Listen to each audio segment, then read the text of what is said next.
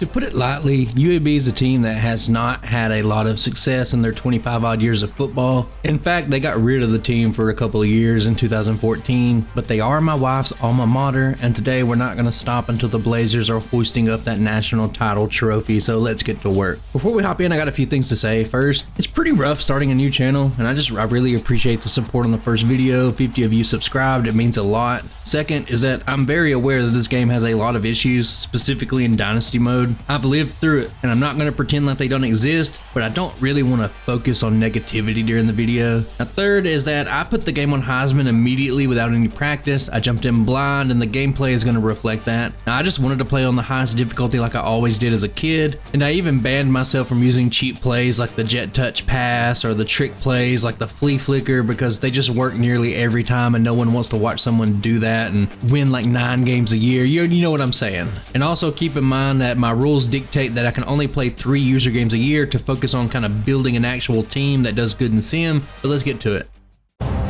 Now, the first thing that's going to catch your eye here is that UAB is a 79 overall team, and at first glance that seems decent, but what you need to know right here up front about College Football 25 is that this game considers any team that's below like a 77 as a bottom feeder team. Even the 134th ranked team is going to be like in the low 70s. Think of it like this. It's kind of like IGN game reviews these days, where even like the worst game will get like a 7 out of 10. For coaching, I went with recruiting. I think most people's going to do that, and I'm not going to focus too much on the coaching tree today, because all you're going to get in these rebuilds are basic talents. The 3 trees that you have instant access to are all decent, and eventually you will go into all of them, but like the second tier stuff and maybe the hybrid trees, they're just not accessible to these types of rebuilds. Having 2 first round draft picks, winning 10 top 25 games, or winning 4 bowl games are all pretty ridiculous goals that you're not going to see when you're trying to, you're struggling to win, and you won't hit most of those goals till you're actually close to ending the whole rebuild. My recruiting focus is pretty basic. In my top 5, there is a 4-star and there's a handful of 3-star guys. You can just see here how many needs there are on the team. There's 23 seniors leaving next year, so this could be pretty rough. I would say during my first year, this is where I was really just learning the ropes of recruiting, but I did know that I wanted like a big cornerstone guy at receiver, so I picked Kane Schwab. He's a 5-star wideout. He's 6'6". He has 89 spectacular catch, 97 jumping, 92 speed, and this is the guy that I'm going to be pouring all of my attention into. And there's only like a few stars that I actually went for, so the rest really doesn't matter too much, but I'll be sure to keep you updated as we go on. Now, I actually forgot to redshirt. They didn't put it on the main menu, and I didn't really think about the 4-game rule, so I don't really have anything to show for that. And I also forgot to mess with my schedule because I was just excited to jump in, so we'll go back to that in a minute. But let's hop into that first game. I got Louisiana Monroe, and keep in mind that they are pretty much like one of the bottom 3 teams in the country right now. Remember, my mindset was coming off of my Colorado Dynasty, where I put in a lot of work and I focused on reading defenses, and I learned that run and shoot style offense based on option routes. And you were going to see immediately that I fit a deep ball here on the first play for a huge yardage. And at this point, I was like, all right, let's take care of business. I know how this goes. And I'm playing pretty great for a minute. I audible to a run, I pick up solid yardage, and I just continue slinging it, and I'm inching close to the goal line, but then some things become apparent to me. I take a sack, and after that it's 3rd and goal. And here I have something that I want to do, but my skill didn't let me. It's my first game, and let's just take a quick little freeze frame here. Now, revamped passing is very cool, and I have grown to like it a lot, the control that it gives you, but I didn't quite understand it here. Now here, this wheel route, it looks like if you threw it in the right spot, you'd have a little bitty section in the top corner of the end zone. And what you're gonna see me do here is that I charge the passing meter all the way so it doesn't lob. It's like a straight bullet pass. Doesn't do what I want it to do. I throw it straight to the DB, and that's the first of my many interceptions. Now this play will tell you pretty much everything you need to know about default Heisman. One of the worst teams in the country, General Booty here, is going to Peyton Manning this throw between 3 guys, go up and get it. 2 of my guys are going to inexplicitly hit each other, ball down. And here's our first look at one of default Heisman's biggest problems, the pursuit angle. It's not great. And keep this in mind as the video goes on. Now, after that, I guess I'm just confused or something, because I just stand still on my DB and they no huddle. Remember, I'm really new at this game, and I just give up like 85 yards in 2 plays, so that's pretty cool. On the next drive, you'll see really pretty passes like this that just go over the linebacker, but on the next play, I try to be smart. I'm audibling to the run. I know the importance of just running a little bit. I get a solid 10-yard gain, game, but at the very end, my halfback's gonna fumble, and just like that, we're kind of reeling a little bit. And I really can't blame everything just on the game or the difficulty. My user ability is pretty terrible here, and that's just gonna lead to their receiver beating my DB once again, and we're starting to get into a big hole. But I don't fold yet. I get a quick drive here, and I'm looking like a veteran sometimes, and here should be your expectations for this game. Offense is supreme, and if you know where to look or how to draw up a play or read a defense, there's always something happening, something for you to do. Now, you'll get burned on defense as well, but there's always an opportunity like this little wheel route just to get right back in the game. But I really just don't want to spend all day on the very first time I played the game, but at the same time, it's really hard to ignore just how good the gameplay can be when everything works. This pass right here was just a thing of beauty. Now, struggling in the red zone and giving up things like pick sixes are ultimately what does this one in, and this will be a theme that kind of haunts me for quite a while. And what hurt me the most in this game was this play right here. I'm slinging it, a guy gets free deep, and this would put us within one possession, but there's a holding call and it's going to negate the play. Now I'm going to throw 2 more picks here, and what's frustrating is that even though I messed up a lot, I was still in it late, but ultimately I'm going to lose to General Booty and Louisiana Monroe 27-24 in my debut college football 25 game, and honestly guys, I wouldn't have it any other way. So here's the schedule since I forgot to record it. You can see that I had an FCS school on the schedule. I normally don't allow that, but I forgot to change it. We have Arkansas next, and then conference play is going to start shortly after. And one of my biggest complaints already, it seems kind of minor to a lot of people probably, but I hate that you can't see the entire schedule on one play. Now remember on NCAA 14, you could just look at a team, like whether you go to the top 25, you could click on them, you could see their season rankings for all stats. You could see some history, like maybe some bowl history. You could see their stat leaders and you could see their schedule, and it's just not in the game, but it's time to move on. Remember, Schaub is that one big recruit that I care about, and it does look like for now Miami just has a huge lead, and then Arkansas is going to take us out back and drop us to 1-2. And after a bye week and smooth talking as many recruits as I can, I'm going to play my second of 3 user games against Navy because there's like 10 recruits coming to visit here. I'm just gonna keep this one short. I kind of suck. That's all there is to it. I make a mistake early and I'm kind of just jumping into this one head first, but this interception hurt, and I'm not even really gonna talk about how much of a nightmare it was to even try to contain the triple option, especially when you barely played any games at all, but needless to say, it did not go well. Now I get blown out in this one, and I'll show some more picks here and there, and here's some insight and one of the big lessons that this game eventually taught me. If a receiver is tightly covered, just find somebody else to throw it to. Curl routes specifically are a reoccurring problem, and what got my wire so crossed and why I made this mistake so many times is that these were my safety nets in NCAA 14. They were my checkdowns, they were my free yardage, and you're going to see several interceptions that go directly off of that. Now in terms of how this dynasty plays out, it takes me an embarrassingly long time to for this to click in my head, but this is Chicken Dog talking to you from the future, and it was just something that was really hard for me to learn. So I end up losing this one 30-16. I'm 1-3 on the season, and the only bright spot is that hopefully my team can win in sim because I'm really struggling right now, and I guess thankfully at this point I can only play one more user game. The 3 guys did end up committing despite the loss. They're 3 stars, but remember, think of 3 stars as like, I don't know, 65 overall average guys, but they're really good at just getting some depth on your team. They're better than like a 50 overall walk-on. I'm not complaining, but 3 stars, I'm glad to have them. Now the optimistic view here is that Schaub now has us on top of his list over Miami, and his visit is next week. After simming the next week, I do get a pleasant surprise. Tevin Smoker signs, and hopefully that lets us smoke some offenses in the future. And then we got Al Zentner. He becomes our first big offensive signing at wideout. Now keep in mind, these are both 4 stars, and I'm not even sure how the game went. The Tulane game did turn out to be a barn burner. I won 42-40, and this is a pretty big step to kind of stop the bleeding from being 1-3. I was on a 3-game losing streak, so now we're just 2-3, 1 game under 500. I would end up barely winning against Army, and this is huge because I'm 3-3 now. Maybe there's an outside chance at a bowl, but look at this, guys. Tevin Smoker, who he just signed. He locked us out the next week. He doesn't have a deal breaker, and I'm pretty sure that this was just a bug. There's really no explanation. There's no deal breaker, and we're just not even on his list anymore. bummer, and I guess we just have to move on with our lives, but just imagine the future that this guy could have had on the team. Next week we signed Deshaun Jones. He's a 4-star hog on the line, and that's exactly what I want to see. But check this out right here. 5-star Kevin Schaub has decided that he wants to help this team out, and out of everything that happens in year one, this is the big takeaway for me. Remember Kevin Schaub. But to balance that out, USF does handle us by 2 possessions. That drops us below 500 again. And I think at this point, I'm ready to jump into my third and final user game of the year.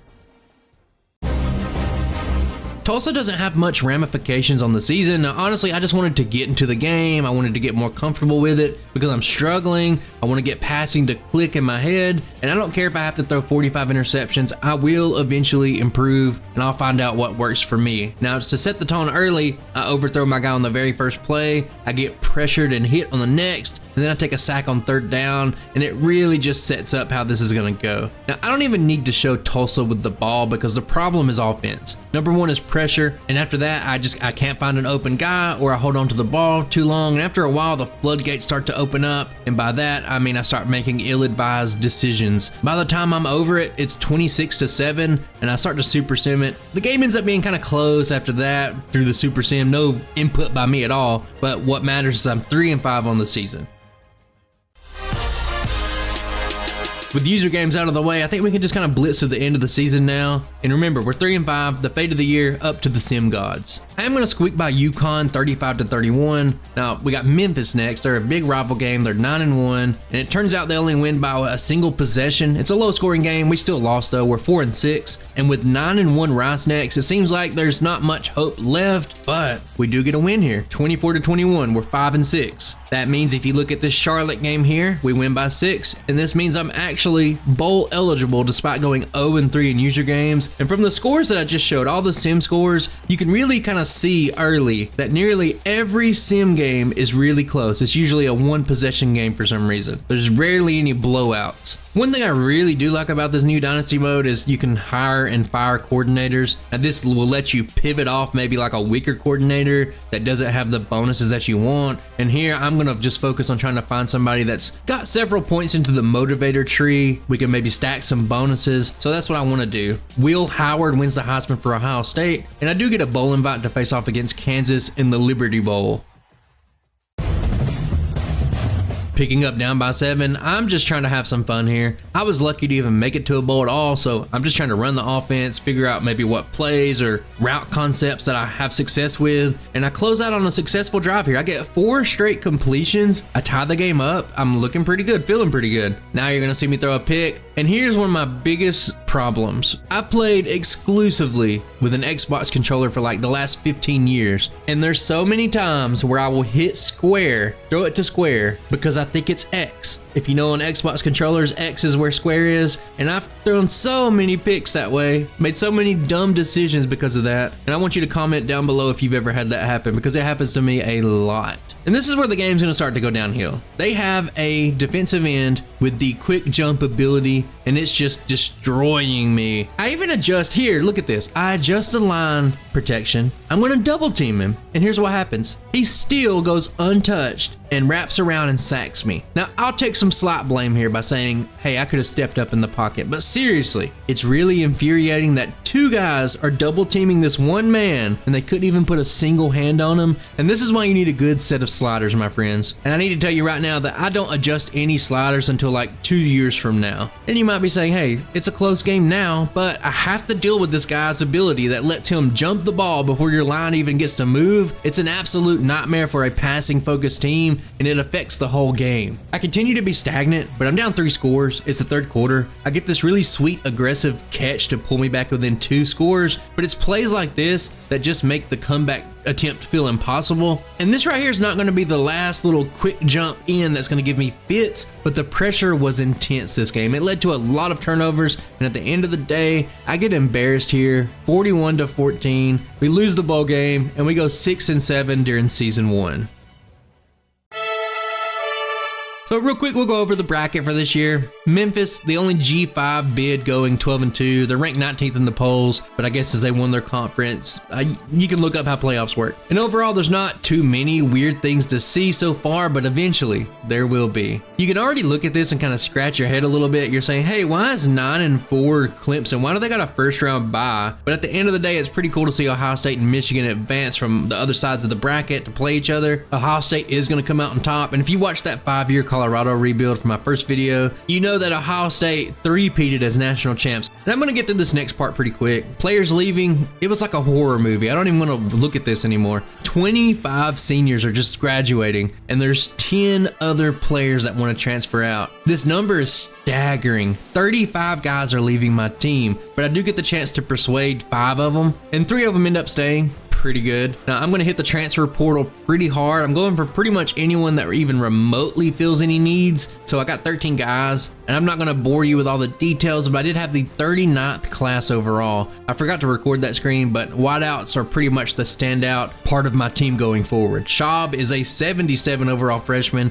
Zittner is a 74. Even lesser players like Weeks down there at 67 who will eventually contribute to the team. And when you got existing players like Thomas or Isaiah Hooks, I have a pretty good little future here. And the last guy that I have to call attention to this guy is Kwabena Udo. This is the guy that you want to watch out for, I'm telling you. He's an athlete, he's 6'5". He can pretty much play 7 positions at a pretty high level, but when you put this guy at tight end, he's 77 overall, he's a gem, and I think that the tight end was kind of like a key component that was just missing from my strategy. I was using the generic run and shoot playbook, and this playbook doesn't even use tight ends at all, so look for a lot more tight ends going into the next year. And one thing that's funny is that I'm on normal coaching experience. I just kept everything default, and at the end of the offseason, I didn't even have a good season. I went from level 9 to level 18 in one swift little move. It's a pretty big leap, and it might be something that you want to tone down, but from my experiences playing through the whole dynasty, I just don't think coaching trees really matter that much in these little rebuilds, so I'm fine with it. Going into next year, I'm projected to finish 7th in the American Conference, but my overall did jump up 4 points despite losing nearly 30 players. I guess the off-season progression and a solid recruiting class is helping out. But remember, keep in mind this, just like earlier, 83 overall in this game is pretty much like a, 74 overall in NCAA 14 though. So this year's schedule is a little bit harder. The big thing here is we have number 6 Tennessee in week 4. I don't expect to win. But here's some fun foreshadowing for you guys, is that we'll see Tennessee later in this video, and it's going to be a pretty good game, I'll just say that. So the big names on the board this year are Kozlowski at halfback, and we got this guy whose last name is simply just Tung at wideout. I did put 5-star Ali up there because I just wanted to throw out the line, fish a little bit, see if maybe I can get him to come in there. I fully don't expect to get him, but we have to at least try. So we did drop prestige last year because we lost our bowl, I guess. So the overall quality of recruits is slightly lower, so things are not quite as good as they were last year. And when you look at the very first game, I'm going to lose 31-28. It's not the start that you hope for, but it was at least kind of close. And I would say for me, my biggest little nitpick outside of maybe some bugs in recruiting is that it's really tedious to find the time for visits. Having to remove points from somebody just to get the 40 points for the visit and then reschedule everything, and then next week you have to remember who you took points off of. It makes a process that already takes a pretty solid amount of time take even longer. You can't auto recruit because it's terrible. And in my opinion, I think there's no reason that visits shouldn't be free like they were in NCAA 14. Calling somebody up saying, hey, do you want to come visit this game, maybe do an activity, it shouldn't go against your total recruiting time. But other than that, I do actually like the recruiting a good bit. I think it's a nice little mix between NCAA 12 and NCAA 14. It strikes a little balance there. I do kind of like it. Now we're going to hop into our first game against Rice, and there's a couple of things to note. Number one, I practiced a little bit. I got a new playbook. I put some tight ends in there, and I learned some plays that I felt pretty comfortable with. And you're going to see a pretty huge turnaround here. I'm just going to be slinging it. I'm going to be throwing it across the field. You're going to see a lot of guys get involved. You're even going to see Schaub catch a touchdown. The guy looks gigantic compared to Rice's DB. For me, I guess, I got away from the run and shoot and the option routes just a little bit. Mesh routes is really what took my game to the next level. The little mesh concept works pretty good, especially against man-to-man. I got my timing down a little bit better, and you're gonna see some plays that look just wide open busted. And I wouldn't say that the play's broken, it's just that the defense is kind of broken. I don't think I have any exact like breakdowns of it in this game specifically, but there will be a play where like my tight end is wide open and the guy that was supposed to cover him just didn't move for a second. I don't know what it is, but here's the main focus of this game. We did really well, but there's a bug in Dynasty, or I guess any game, to where if you go to Super Sim, and I was, it's 28-3, and I was like, hey, I'm done playing this game, I win. And if you do it too fast, I don't even know if that's true. That might be some copium. It's probably just bad EA coding, but Super Sim just freezes and you're just stuck on the screen, and the only thing you can do is turn the entire game off and restart it. So I'm gonna say that we won that game. I'm gonna force the win on this one because I mean, you can see right here we're up 35-3. There's no chance Rice comes back, but this has got to be one of my biggest things that I didn't like about the game is the Super Sim freezing. I wish I could sit here and tell you, hey, it doesn't happen that often, but I would say during the, I'm not gonna say how many years this video took to complete, but it probably happened a good solid 10 times. I'm going to jump into the Akron game next. I do believe there were several recruits coming to this game, and I forgot to record. I'm not going to lie to you guys. It was paused. I looked up, fourth quarter started, and I was like, oh, I'm not recording, so I started recording. And here's just a quick rundown. I can sum up this game in a few sentences. It's going to start out right here in the fourth quarter. I'm going to throw a wide receiver screen that was pretty close to being picked off, but I do get it. The guy falls down, I score. I go up 2 touchdowns here. But instead of playing it safe, I just want to throw the ball, and I end up throwing it right back to them a little bit later. They get a pick 6. They tie the game up at 35 all. And remember that this game, it's raining, it's nasty. We're scoring a little bit of points, but it's a little bit sloppy. People are dropping balls. It's really messy, just the way you like it, the way God intended. And what this one came down to was me running the ball a little bit, making some really good throws. This first throw right here was so good, but just finding the open guys, being conservative with the ball, making sure I run time off the clock. And at the end of the day, they start calling their timeouts. I get as close as I can. And I'm not going to talk about the kicking meter much. It's pretty bad on Heisman, but I think you could practice a lot and be pretty decent at it. But if you're close like this, it doesn't matter too much. I'm going to hit the game winner, and we're going to win our second game already. I guess we're 2-1 counting the Arizona State loss, but we win this one 38-35. The following week, Tennessee has fallen to 0-2, so they're not quite their number 6 status they were, and they're going to end up beating us by a single point. It looks like they came back in the fourth quarter to do it, and this is just another good example of when I say the rankings don't really matter. Tennessee's like pretty high 80s right now, and they just win by 1 point. The sim is just like, hey, we want every game to be close, and this is just kind of the result, but now we're 2-2 on the season. We're struggling just a little bit in recruiting since we dropped that half prestige star from last year, and the big news is that Sion Ali, the 5-star receiver, he has locked us out. We were not good enough for his top 3. We were just out of it, so we'll have to move on without him. After that is the Navy game. I end up winning by 11. It looks pretty good on paper. I'm not going to complain about it, but look at some of the sim stats here. I only had 136 passing yards. This is a good time to bring up randomly. You remember how in NCAA 14, when you made a coach, you could set your tendencies. So let's say if I wanted to pass the ball 75% of the time to be kind of accurate to how I'd play the game, you could do that. That's missing from here. I guess the computer just randomly decides if you're going to run the ball a lot or not. But this was what this boils down to is that very, very poor offensive performance. We get the win, but maybe it's something we should be worried about. But I'm not going to think too hard about a win. And then on the week after that, we have Tulane. I'm not going to jump into this game. I'm going to save my last user game. And we win here by 10 points. So that's back-to-back sim games where it wasn't a single possession game. Offense looks much, much better here. And I got to insert like a quick recruiting update about halfway through the season. It's hard to stress how much worse it is this year. Like from being a 2-star team to a 1.5-star team, it's just so much worse. You can see here I only have 11 people on my board at the moment. So many people have left. I did sign 4-star receiver David Tung, a couple of 3-stars, I think 4 total recruits, but it's just not going that great. We'll see if we can turn it around. If you look at the schedule, I have 1 user game left to play. Tulsa is 5-1. Probably should be the game that I play, but there is a requirement for one of the recruiting trees that if you can beat a rival 4 times, beat 4 rivals, you can unlock that tree. So I think Memphis is the way to go on this one. Charlotte, UConn Army, USF. Those are games that we could probably win by sim. I don't know. We'll just have to see. But remember, we're 4-2 right now. So we could have a pretty solid season here, especially now that we're actually playing pretty good in the user games. And during the next week, Alan Kozlowski will commit. I like to draw attention to some of these names, especially when they might come up later in the video or be big time recruits. And 4-star halfback Kozlowski, he's pretty good. Taron Chin also commits. He's a 2-star. It is what it is. Welcome aboard, friend. And the week after that, I'm going to sign 2 more recruits. Melvin Morey, 3-star. I don't know about this guy. But what's important here is that you wouldn't think is that important is Dexter Roberts at quarterback. As I played the Dynasty personally, when he started to come up and be somebody that I was looking at later in the Dynasty, I had to look back and remember, did I recruit this guy or is he like transferred? Because I truly don't remember. But Dexter Roberts, Kozlowski, Schaub, Udo, all those people I've already shown, they're going to be pretty big players on this team in the future. So to catch us up on the sim here, we actually beat the 5-1 Tulsa team by 10 points. Pretty good.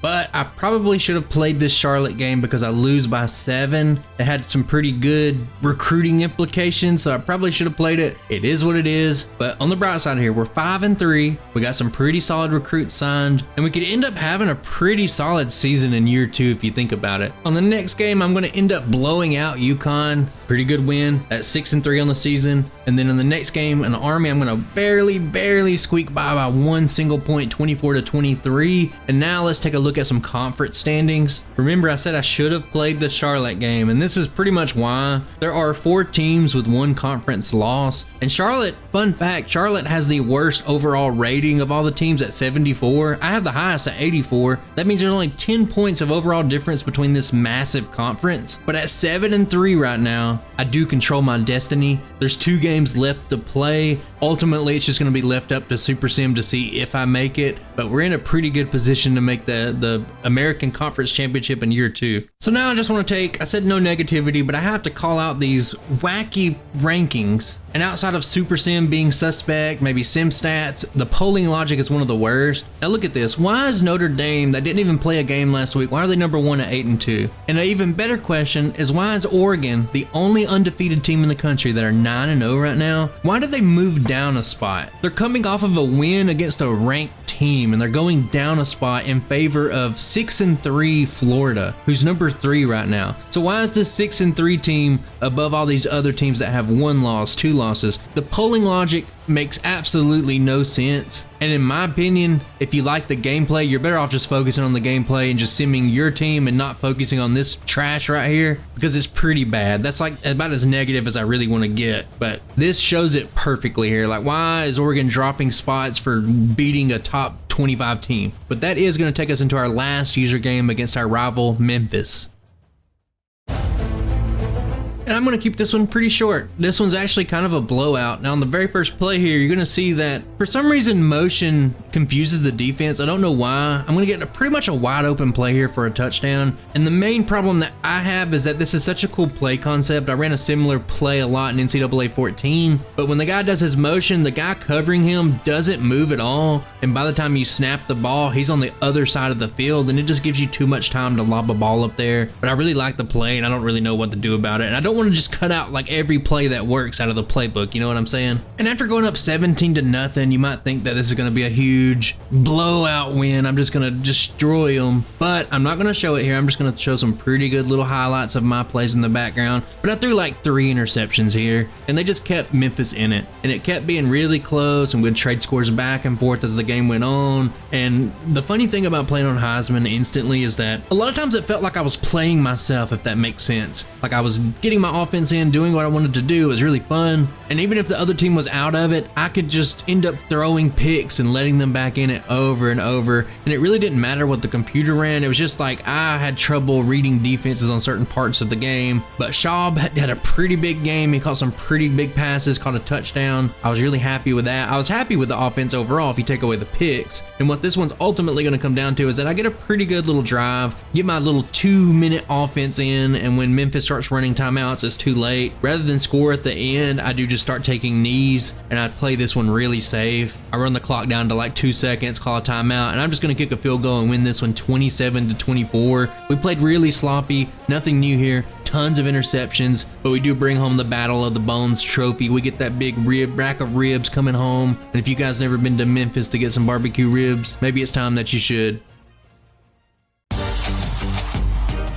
The last game of the season is against USF. And let me talk about another kind of gripe I have with Dynasty Mode. When I sim games, like for example, when I sim the week, it doesn't tell you the result of the game at the bottom. So you often don't know if you win or lose for quite a while. Like you could look at this and say, hey, well, I got a recruit, I probably won, but you don't really know. And before I even know anything, I know that I'm in the American Championship against Charlotte. And what you end up having to do every time you sim a game, you have to end up going to the menu, going to the team schedule, going back a week, scrolling down to your conference, then finding the game, and we did end up losing. So we lost 24-13. I had no idea. It is what it is, but it just seems like a lot of quality of life and stuff that you would notice that if you just like tested the mode for like, if you just had like 15 people play a few years of Dynasty, it's just stuff you would think people would notice. It just doesn't seem that accessible. But we're 8-4, we're in the conference championship, and since the 3 user game limit's only for regular season games, it means I will be jumping into this one. So we're coming out into this one with a really positive mindset, and what sticks out to me on this very first drive is just how dialed in everybody is, specifically the tight end. I talked about how I didn't even have tight ends in the formation in the generic run and shoot playbook, and here you're going to see him catch like 3 balls that are significant. He's just winning matchups against his linebacker that's covering him. It's going really great, and this first drive ends with an absolute dime to number 1, and this is perhaps one of the best throws that I've seen so far. It's really good. So we go up 7-0 early. So we're going to cut ahead, and they score 17 straight points. Don't be alarmed. There may or may not have been multiple interceptions with a pick 6 thrown in there. I'll let you be the judge of that. But what I want to talk about for the rest of this game is what sort of clicked about revamped passing and passing against the Heisman computer in general. And it's kind of like the difference between, you hear this all the time, but the difference between college football and NFL football. In college, you have wide open guys. In the NFL, you have to throw guys open. And that kind of goes true for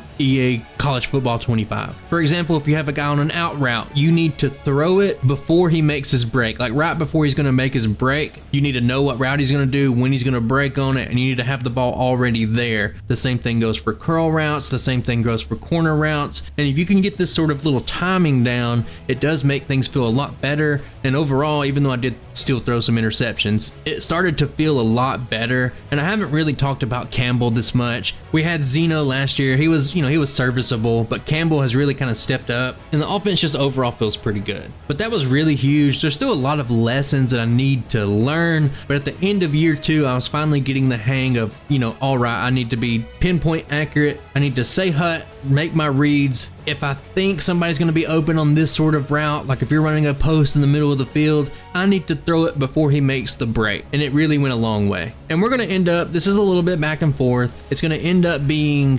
24-24. I keep having to kind of come back a little bit, but I keep rising to the occasion. So that felt pretty good to see, felt pretty good to play. And this one's going to be exactly like Memphis, to where I'm going to be in a situation where I have the ball with less than 2 minutes left. I'm going to end up dinking, dunking, running, getting the time off, and eventually they're going to run out of timeouts. I'm just going to knee the ball really close, get the clock down to like 2 seconds, kick a field goal, and I win. I guess this is 2 games in a row that I've won 27-24, but UAB has won the conference championship in year 2, and that means we went 9-4 during this regular season. That's a pretty good leap, I would say.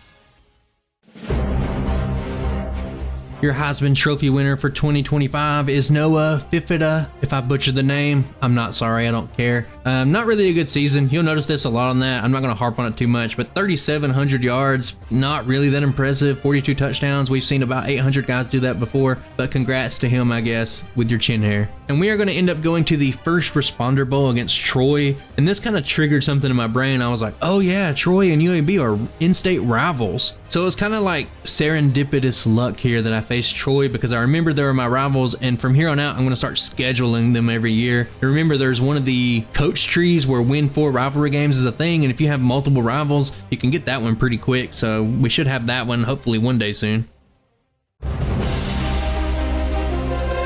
And since this is a bowl game without too much implications, I can just keep this one kind of brief. Troy is like a step down from a lot of the pretty good teams in the American Conference, so I just went out and just kind of ran my offense. You're going to see things just really click. I'm going to have a lot of space and a lot of things to do with my receivers. They're just kind of going to get whatever they want. I'm going to go up 7 early. And this is pretty much over in the second quarter. You're going to see our 5-star stud Schaub catch a pass, and he's just a true man out there. He's going to break 2 tackles, run it in. We're going to go up 21-7. And honestly, that's all you need to know. End up winning like 28-14. Let's move on with our life.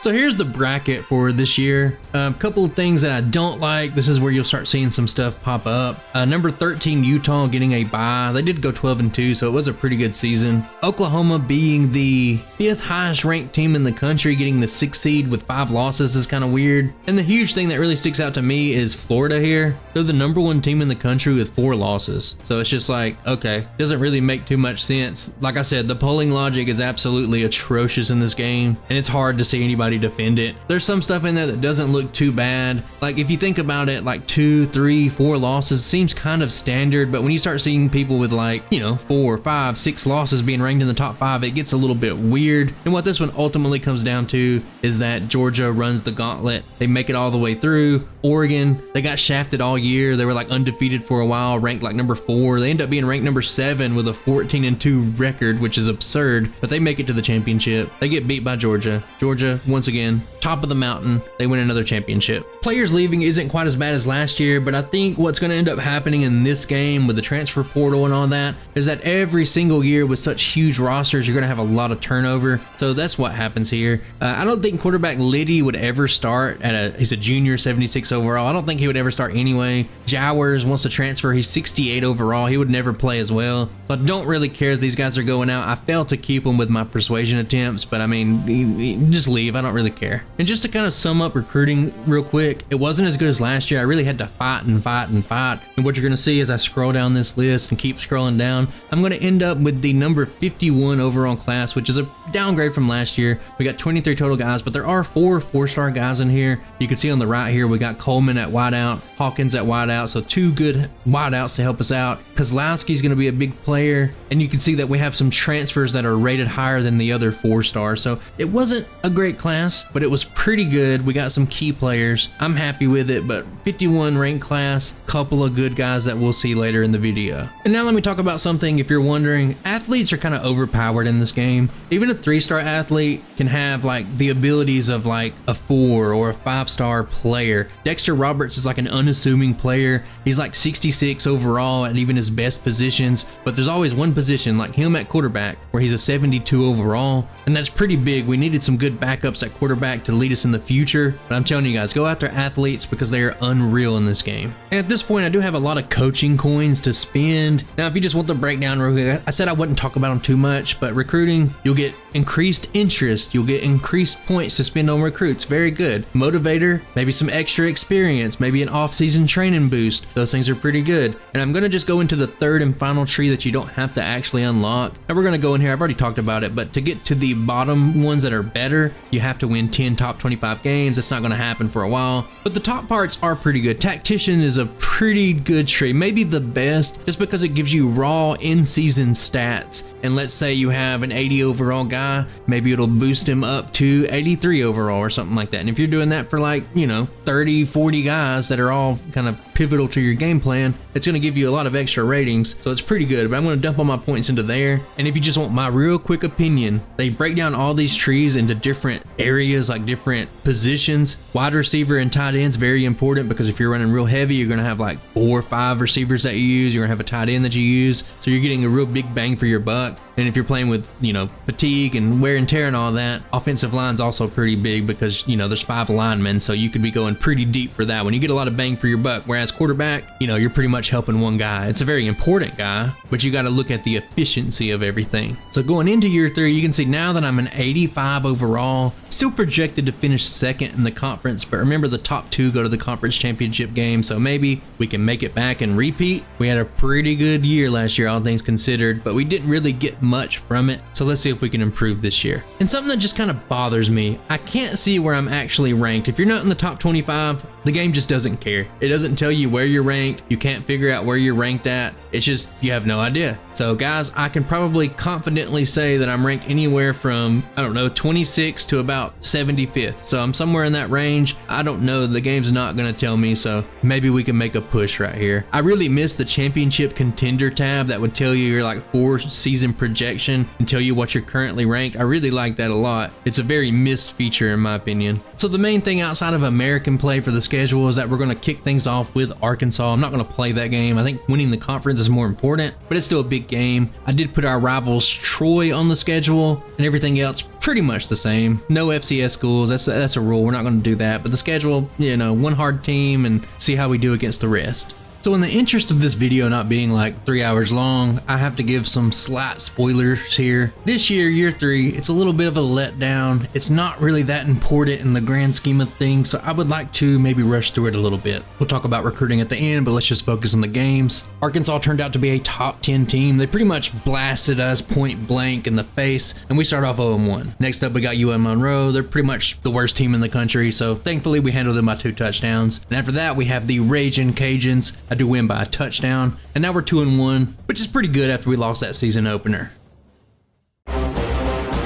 Now next, I'm going to focus on rival games here. I'm going to hop into Troy as my first user game. Getting 4 rivalry wins is pretty important to unlock Architect. And we just pick right back up where we left off here in the bowl game against Troy. We're finding the underneath guys. We're getting solid yardage. And this is the first drive here. It's going to end with this little wacky play here where Campbell spins out of the sack. He slides to a spot, chucks it up deep to the end zone. Kind of ill-advised, but Zentner's just going to come down with it on an aggressive catch, and that's just kind of how it goes. Now this game, I control my turnovers, and there's just a lot of chunk plays, and after going up 14-0, you guys, you really don't need to see the rest.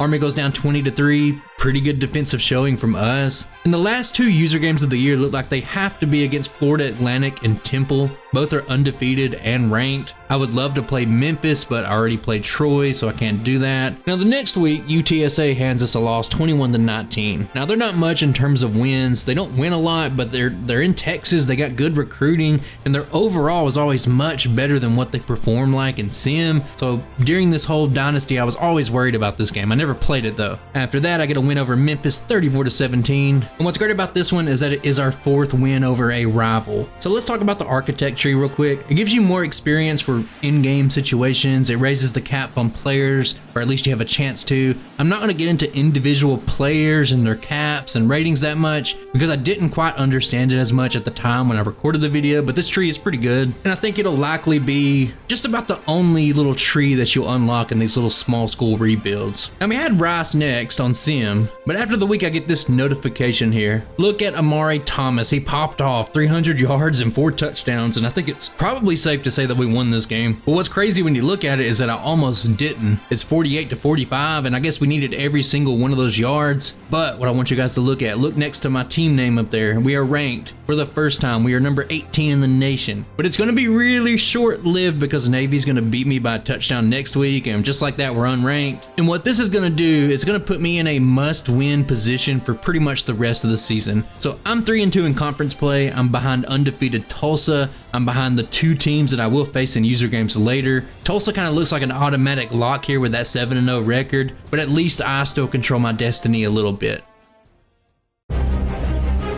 Florida Atlantic is ranked 13th in the country, and this could go a really long way in stepping us up the ladder. But what ends up happening here is just a gigantic defensive battle where neither team budges for the longest time. And we can just start this one when I'm down 3-0, and this is going to be after the 2-minute warning in the first half. And this is where I finally pick up a little bit of a rhythm. I'm taking the check downs, I'm audibling to runs, I'm doing bubble screens, taking what the defense gives me, I'm throwing the mesh routes, and I'm doing pretty good here, but eventually I do stall out. Time is ticking. and I have one shot to the end zone with 8 seconds left. And this catch right here was so close, but my guy just could not get his foot in bounds, so that means that I have to settle for a field goal. And it's going to be a 3-3 game at the half. Now skipping ahead, the fact that it's winding down in the third, it's still 3-3. It was really refreshing to play, but after just chipping away at it, finally I get a drive together. It's near the end of the third. It's going to end with this little lob. It's finally going to give us a lead. So in the fourth, I get the ball back and I have one singular goal. Do not put the ball in danger, run plays that keeps us on the field, start to chew that clock, and ultimately put the game out of reach.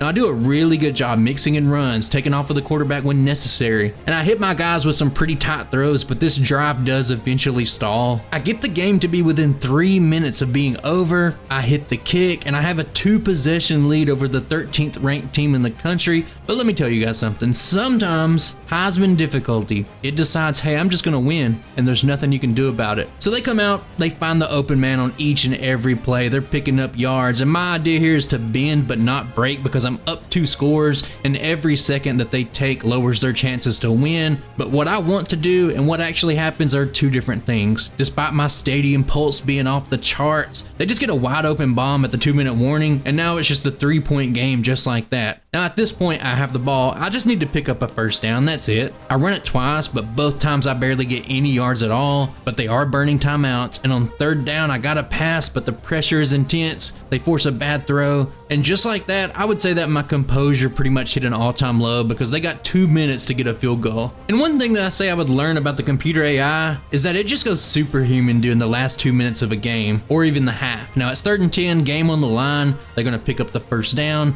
but I'm still holding strong. I even force another 3rd and 6. Now this run right here really catches me off guard, and just to wrap a little bow on this, they get this really goofy looking quarterback scramble where he just magically makes it through like 3 guys and just picks up a score. And at the end of the day, there's still a chance, there's still some time left. I do get some chunks to give us a chance to maybe come back, to get back in this one. Udo catches a dime, my halfback gets loose on the streak, but after being really careful and just playing well all game long, I'm going to throw a game-sealing interception, and I'm going to lose a heartbreaker where I had this one in the palm of my hand, but I gave up 14 points in just like 2 minutes on the road. So this loss pretty much makes me mathematically out of the conference title picture, so let's just wrap up the final games here. I'm going to skip my final years of game here, but I beat Temple by a field goal, and the next week, it's another low-scoring victory over South Florida. Now, we're ranked, we have a solid season, but we really have nothing to show for it. Florida State brings home the 2026 Heisman Trophy, and our bowl invite is against Cincinnati. Now, since I'm ranked 23rd, and I did go 8-4, I would really like to just jump into this one to maybe keep up some momentum going into next season. And I think the goal here of this game was to just learn how to be more consistent. We had a little bit of a down year. We had no hardware to show for anything we've done. And if I could have just maybe taken care of business against Florida Atlantic, or maybe just eliminated another loss out of those remaining 3, this season could have been pretty great. But I can't underestimate the ability to enter next season already in that top 25 range. So I just need to execute. So I'm down 3 early, but with 2 seasons under my belt, I'm more comfortable with the mechanics. I'm more comfortable with how the game works, and I'm more comfortable with my playbook, and I put it on display early. My receiving core is the strength of my team, and sometimes Campbell is surprisingly good. Now this play here where he just spins off a sack attempt and just takes off to get a positive play was great, but remember, Udo is now our tight end, and this freshman, he has the makings to be a UAB legend. Now he's got monster size along with speed. Linebackers are just kind of too slow to handle him, and DBs are a little bit too small, so if you can just get him into a good situation and some space, that's where most of our success is going to lie.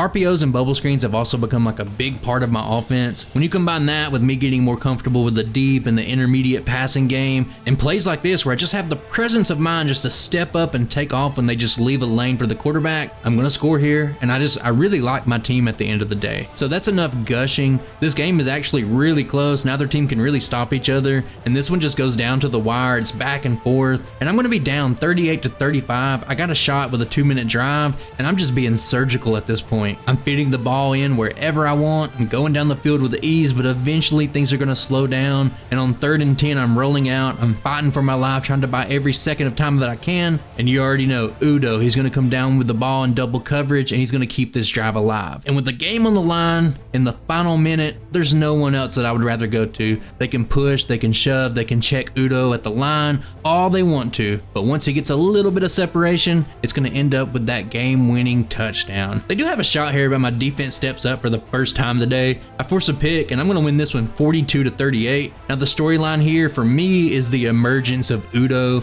He's a freshman that's playing like a fifth-year veteran, and I'm just excited to end the year with a win on a high note.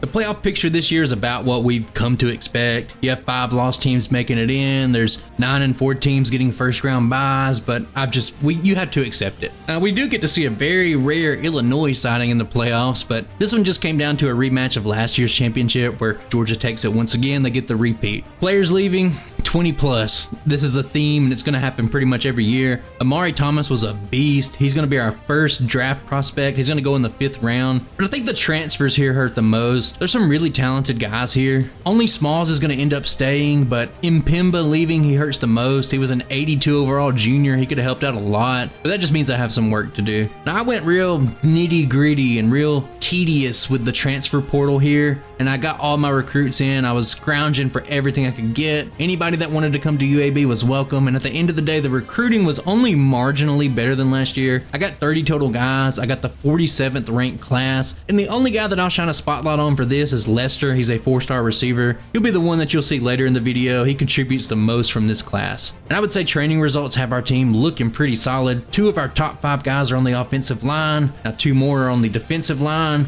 And you have Udo. He's emerged as the best skill position player on the entire team. Now quarterback was something that I neglected just a little bit, but Dexter Roberts, he had a year to redshirt. He's improving. He's got 96 throw power, 94 speed, and I feel like that's really all that matters with this game. I won't go into it too much, but with revamped passing, I think accuracy just doesn't matter. All you need is some throw power, and this is kind of like a calculated risk that I took. We'll see if it plays out. The schedule this year is a little bit lighter. I like the idea of playing in-state teams like Jacksonville State and Troy early, and I'm going to do this over the next couple of years as well. But then we got teams like FAU, Tulsa, Charlotte. They're all big conference games later in the year like we've come to see already. We also got that nice little bump up to 3-star prestige, and as a result, I have a handful of 4-stars already interested along with a lot of 3-stars. My goal is to go really hard on the 4-stars, and when something doesn't look like they're going to recruit or my interest isn't there, I'm just going to pivot over to somebody else, and I'm just going to go for as many 4-stars as I can this year. I'll keep you updated on it. My first user game is not going to be until like week 6 or 7, so we can just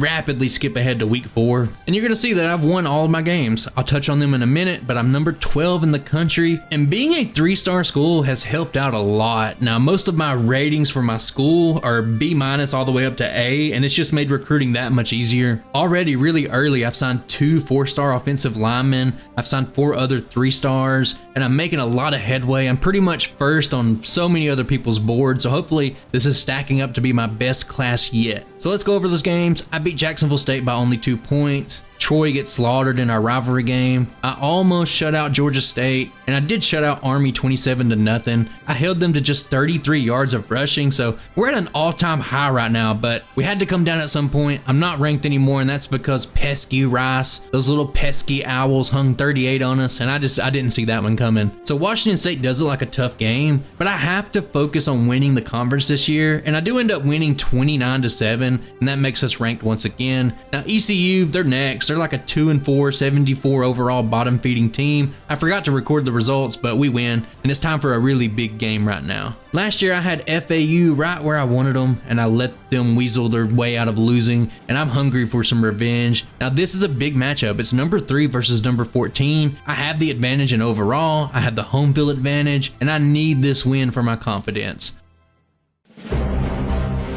And it just goes without saying how much weight a top 3 win would go in the playoff implications, but I just have to play some clean football and get things done. Now the first thing I noticed when I jumped into this game was that Udo dislocated his ankle, and he's been out most of the season, and he's pretty much out for essentially the rest of the season as well. And we're going to be picking up in another defensive battle. It's scoreless to start the second, and I decided to risk it on 4th and 1. Remember, Roberts has 94 speed. I get around the line, and I'm just going to waltz in. We take a lead. A few plays later, they just get a 75-yard run almost untouched. They made it look like I had 3 guys on the field. And after all the work I put in, just driving down, making all the right plays, we're just back to square one. Things are tied up, but I have to focus real quick, get a little negative. I have to talk about the pursuit and how it is sometimes in this game. When their ball carrier gets to the second level, look at this left safety, and I'm going to freeze frame right here. He should just take a straight line path and just try to tackle the ball carrier, but for some reason here, he's going to stop twice and then take an awful angle. Now the right safety is just going to fall down without any contact, and I don't really want to do this to the game. I don't want to be real nitpicky about stuff, but all I'm asking for is just some competent AI just so I can have more fun with the game. It's hard to play stuff like this, but I think at the end of the day, it's just so frustrating because you can just be playing so well and just stringing together long drives. I'm utilizing Robert's running ability. I'm finding playmakers in spots. I'm converting 3rd and 4th downs, and even though I execute and I run out the majority of the second quarter in the process and punch it in to take a lead with less than 2 minutes left, it just doesn't matter because they're just on the next play pretty much. They're just going to do an almost routine pass down the middle, and my guys are just going to take bad angles, and generic number 0 white guy is going to burn my entire team and score within 30 seconds. Now a play or two later, I'm going to throw a pick, and that's going to immediately lead to another FAU touchdown, and rather than be up 14-7 at the half, I'm going to be down 21-14, and I wish that was the worst part. I really do, because the very next play, I'm running a play that I'm very comfortable with. I know when to throw the underneath route, but the corner here is pressed up. He follows the underneath guy, but the exact moment that I throw over his head for the corner route, and I'm talking about the exact moment that this ball leaves my fingertips, he's going to psychically abandon the route, run back into another position, and get a second interception, and of course they're going to score their 3rd touchdown in like 45 seconds, and I'm about to break my controller. You guys know how it goes. But I think if you just take a deep breath, and you'll realize that this is what makes or breaks teams. How you handle these situations, it builds character, and it's no fun if you just win every game, but let's see what we can do. So I'm down 31-14, and after running some plays, Hooks eventually is going to take this mesh route, turn it upfield, and he's going to do the nastiest little ankle break on multiple guys, and he's going to get a gigantic gain, and I'm going to punch it in on the next play, and it's going to make this a 10-point ball game. So a little bit later, Coleman is going to catch a pass down the middle of the field, and he's not going to be denied. He's going to barrel his way in the end zone through some guys, and now, just like that, it's a 3-point game. Not long after that, they would score on another bad-looking play. I think the thing that bothers me the most in this rebuild is that there seems to be no animation for bringing someone down from behind. There are times where it looks like your guys could easily just reach out and tackle the receiver, but they just don't. It happens on both sides of the ball, but they take back all the momentum. So both teams are going to struggle for a bit, but in the 4th, this is about the tightest throw that you'll ever see. The replays aren't going to do it justice here, but it barely fits over the guy, and he makes this little turn upfield to barely step into the pylon, and it was really a thing of beauty. And I gotta say, I gotta pat the game on the back a little bit. When everything works, you can get some really cool looking stuff, and this was a good play. And I'm not gonna build up any suspense here. There's no final second comeback. This is how their drive started. They easily get a 1st down. I never stop them, and I'm gonna go down 38-35 against the number 3 team in the country. With that loss, I'm on the outside looking in at being top 2 in the conference. Tulsa is the game I'm going to need to play, so that means I do got to sim a couple of games here. And I've already alluded to how the polls are kind of broken, so I actually didn't fall down in the rankings for losing. In fact, I actually went up. Now I'm number 10. I narrowly beat UTSA, and by the time I beat down Charlotte the next week, I'm magically all the way up to number 6 in the polls. And I got to tell you, it's never been so rewarding to lose at home to a ranked team. But Tulane is a matchup I will hop into. It's my second user game, and we'll see how the conference stacks up if I can pull out a win here. So this is a game I really don't want to spend a ton of time on just because of how it played out and how it finished up, and I'll let you be the judge. I'm not too happy with it, and it just starts off with me getting gashed on multiple run plays, and when that's not enough, they do find a guy wide open in the middle, and they're going to get really close here. I actually force a 4th down, but they go for it, which is kind of crazy, but I want you guys to know 2 things that I figured out. Number 1, the computer is not affected by home field advantage, so it doesn't even matter. And fun fact, wear and tear doesn't affect the computer either. That's neither here nor there. but it's just some things that I learned through the course of playing Dynasty. I'm actually going to get a stop on 3rd and goal here, and they went for it earlier, they don't now. I forced a field goal, but the computer's going to miss it, so everything I just said was all for nothing. So this game, I have my starting quarterback, and Udo is still out, but Posse, he's the backup quarterback. He's still capable. He can make all the throws. He looks pretty solid. He's just not really that fast. I'm going to throw a touchdown here, and this is one of my favorite plays in the game. There's a little motion here, and there's 2 ways to do it. One has like a flood concept, and the other one's a mesh. Here's the flood, and it really seems to confuse the defense at times, but the real kicker here is revamp passing. You have this ability to layer it over the top on the very far side of the field, and it allows a lot of flexibility that just wasn't possible in older games, and I like this play a lot. You can get a lot of touchdowns and a lot of yardage from it. Now later on, I'm going to miss a field goal terribly. I'm not going to talk about field goals much. I'm just personally bad at them, and I almost give up a 3rd and forever to a run play, but I do hold on. And then on my next drive, I blindly throw it to square thinking that it was X because I just can't comprehend the PlayStation layout. It was a pick 6. And even though it's a tie game, I'm already kind of feeling a little pressure here. So a few plays later, I'm driving, and I'm going to throw another pick very similar to how I did in the FAU game. Now they score, and when I'm on offense, I see a single high safety. Now my thinking here is if he goes to the right, I'm just going to toss it up to Schaub, and that's what he does. Now remember, Schaub is an absolute stud, 5-star receiver. He's going to win every one-on-one matchup. And just like that, we're back to being tied. And the fact that it was just a few seconds before halftime here, that's not even the craziest thing in the game. So later on, I get him in a 3rd and long situation, and I'm sorry to be negative, but this quarterback, he's going to scramble, and I don't understand what number 7 is doing on this play. He doesn't even try to tackle the guy. He doesn't do anything. He just lets him run by him and pick up the first down. Like, what are you doing, dude? And soon after that, they're going to score because it's a curl route. Of course, the computer can do this, but when I do it, they get a pick 6. I digress. I don't want to talk about it too much. Now, later in the 3rd, I'm going for it on 4th down, but they get pressure in the middle, and I'm going to turn the ball over. That's going to lead to another field goal. So in the 4th, you just have to remember that sometimes the computer AI is just as incompetent as your team when it comes to deep balls. And here I just kind of chuck it up to my halfback on the streak, and I'm going to pull within 3. So near the end of the game, I'm driving. I'm down 27-21, and I'm trying to be smart, and things go good for a while, but I try one of my favorite plays. We just talked about it, that little motion floater. I try it, I throw a pick, and this one's over. Or is it? I have 3 timeouts left. I'm going to stop them. I get the ball back with 19 seconds, and this little sequence coming up here is going to be everything you need to know about the game. I toss up a few deep balls with no success, and ultimately there's just 2 seconds left, so I just call a Hail Mary. Now the problem is that the defensive computer AI, it lacks the capability of when to know to do prevent defense. It can't do it at all. And since you can throw the ball ridiculously far in this game, like 80 yards in the air, I'm just going to throw this moon ball up here, and there's only one-on-one coverage with Schaub, and we've already talked about it. He can't be beat one-on-one, and they're just going to give me a score in the final seconds of the game, and I'm just going to win 28-27. And to be honest, I wasn't really excited with how this one ended up. I threw bad picks. Both me and the computer gave up huge plays because of just bad AI, and ultimately the inability for the computer to know it's the end of the game and that it's time to play prevent. It just left me feeling kind of weird. But Posse did show up while Roberts was out. He threw for 450 yards and 4 touchdowns, and the completion percentage wasn't great, but it is what it is. Now we have 1 game left against Tulsa, and it's still going to be hard to get to that conference championship game. FAU has a tiebreaker over me, and if they win and I beat Tulsa, I still think FAU gets the tiebreaker here.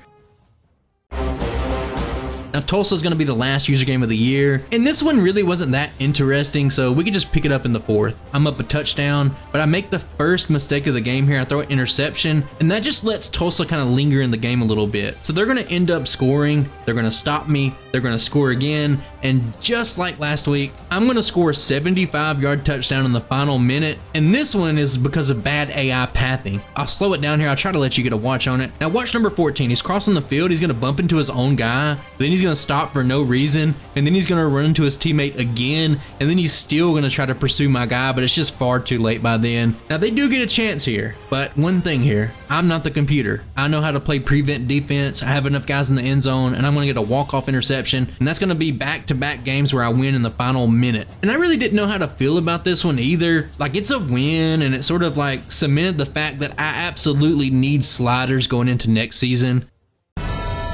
But skipping ahead for the moment of truth, it looks like I will not be playing for that conference championship. I know FAU beat me head to head, but if you look at it, there's a 5-way tie in the conference, and I don't know how North Texas is ahead of me because I have better stats and everything else. I'm higher ranked. I just don't get why they're ahead of me. But it is what it is. We have to sit this one out, but I'm number 5 right now, and maybe that's good enough for an at-large bid to the playoffs. Dadrian Zipperer wins the 2027 Heisman Trophy, and it does look like we get a playoff bid. We're going to go to the first round against Clemson Tigers, or they're coming to us, I should say, because we're a higher seed. But let's take a look at the bracket real quick, and I guess it's not too bad this year. There's a singular 4-loss team in Michigan State. They're in the 12th spot, and Ohio State is ranked number 1 in the polls, but they're 9-3. And if you just glance over it, it looks like number 4 Nebraska with 2 losses got snubbed by the other 3 teams. All of them have 3 losses ahead of them.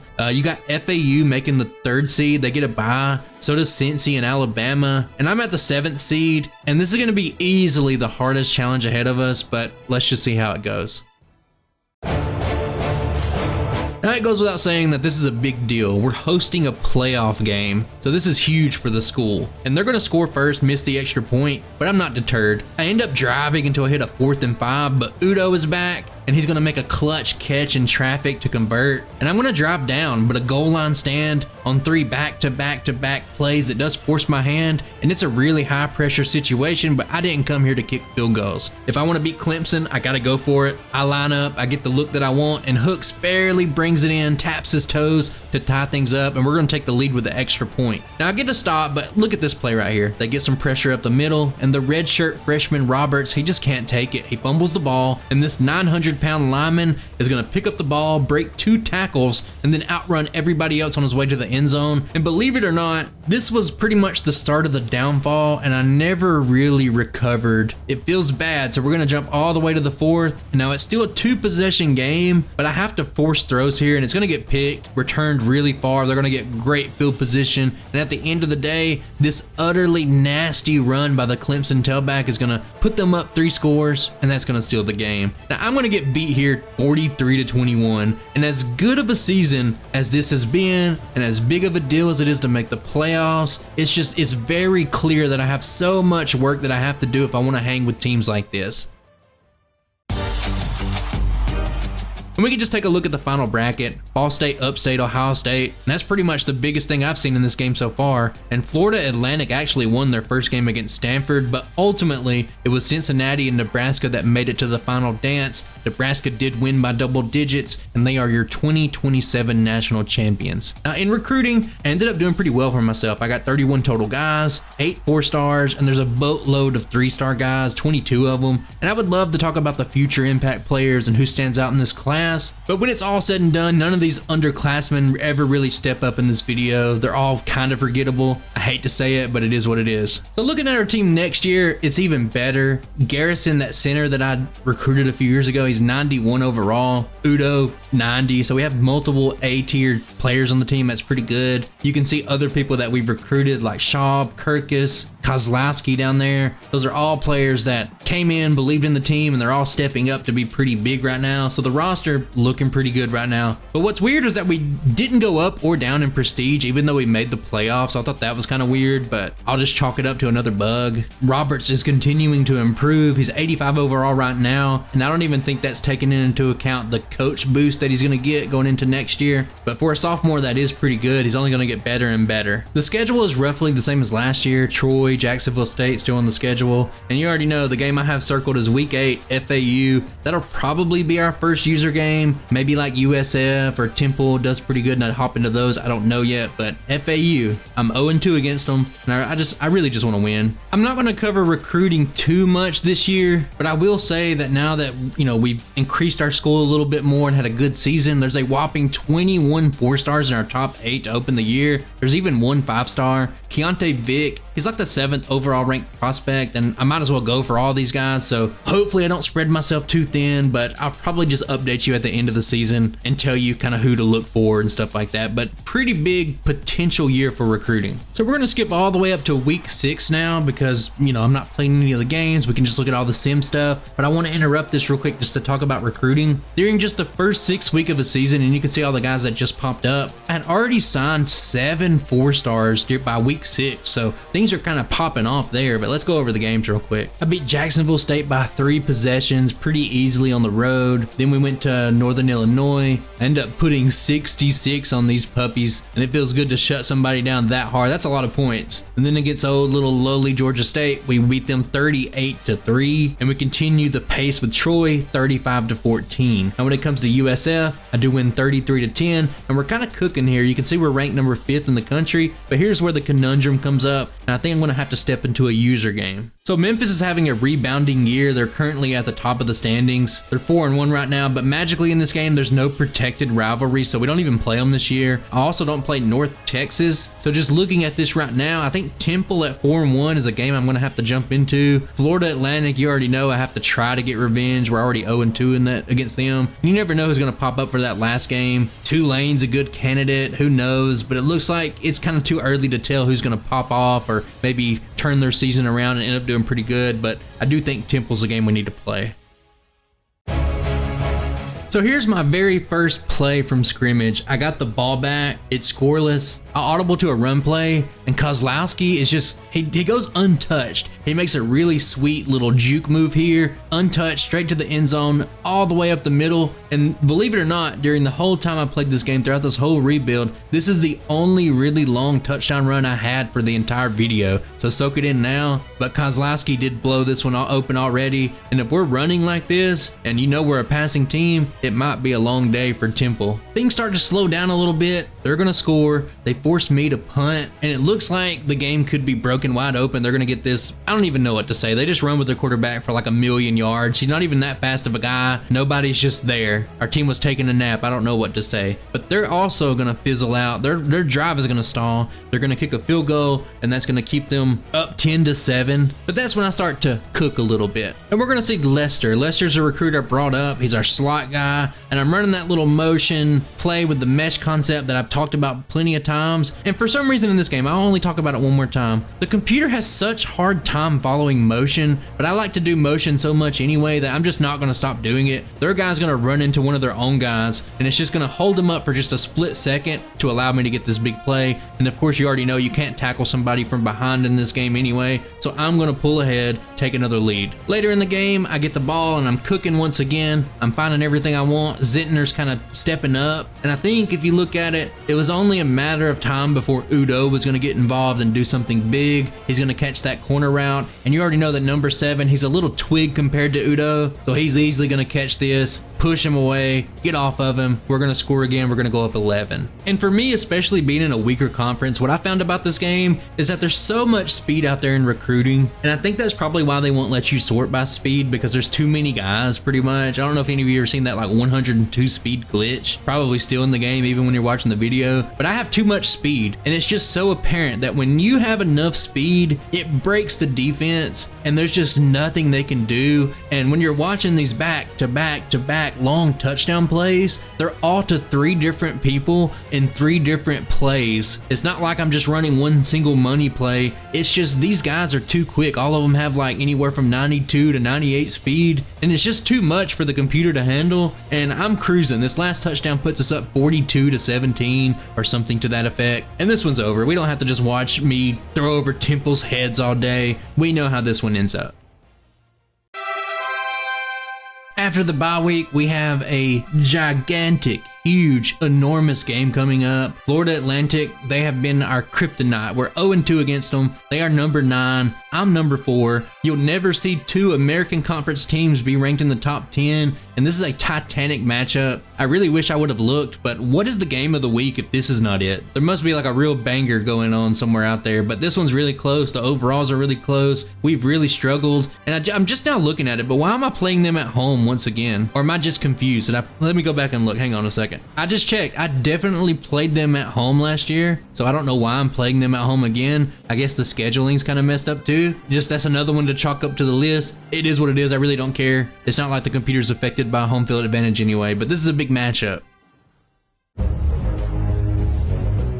And just remember, outside of everything else, 2 top 10 teams, a team that I'm 0-2 against and I just can't seem to beat, these are also 2 schools from the American Conference that made the playoffs last year. So it's a really big game. And it's in Birmingham, Alabama. It's at nighttime. It's raining. We're right in our element. Nothing's bothering us. And I'm just going to execute my game plan here. And I want to talk about some of the concepts and the way I think about offense as I played this game more and more and what worked for me. And I'm not even really going to mention deep routes here, because for me, I'd always come out with a set of audibles here. And if they're just lined up in straight man-to-man and I can tell they're over my receivers, I'll more often than not, I'll audible to a mesh play, two guys crossing, and we have enough speed to where usually that can beat man-to-man. And if I ever see them lined up maybe with a little skimpy box with like 5 people in the box, I'll audible to a run play. Or if I see them misaligned and it's clear that they're playing zone, or I have a numbers advantage on a trip side, I have no problems audibling to a bubble screen, taking the numbers advantage, because it works really well in this game. And those are like my core pillars, and you'll see most of that on display here. And everything else is just kind of like little sprinkles on the top, little cherries on top. When I can run like a switch concept and hit somebody on the wheel route for like a 50-yard touchdown, that's just extra. And when I start hitting people deeper and deeper, that's just more complexity to add. But at the core of everything, mesh, bubble screens, audibling to the run, those are things that were really important to me. And by this point, I'm sort of getting that. And this is kind of about the time that I dramatically toned down the interceptions. Now you're still gonna see some in the video, but for the most part, if I stay focused and I don't panic, I have the ability to finally start putting up some real numbers on offense. And we're just going to see a really good drive here.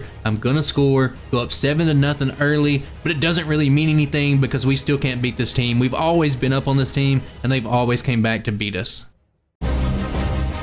Now they're going to score on the next drive, and I'm going to start chunking them on the ground with some big plays. And eventually, Schaub is going to take a little bubble screen for a big gain, and then Roberts is just going to run it in for himself. And just like that, I'm back up again. This is a 14-7 game. And just a few plays after that, they're going to get this play right here. I really have no words for it. I can't just keep all video talking about how it doesn't make any sense for the pursuit angles and stuff like that. It is what it is. They get a touchdown. Enjoy your little cheap 80-yard touchdown FAU. You probably need it, but I'm over it. They score. We're tied up. Now this game stalls out for quite a while. I'm going to get a stop here on 3rd down. They have the ball with less than 2 minutes left. So here's a play I want to talk about. It's a play I run pretty often, nothing fancy, no motion. And sometimes the computer, here's my hypothesis on this. I think they line up in those coverage shells, and the way they disguise their coverage, it makes their guys just be really out of position. So you're going to notice Udo be just extremely wide open right here with nobody within like 15 yards of him. I don't get a touchdown. He does go down, but it's just a huge chunk. And if we flip over to this replay,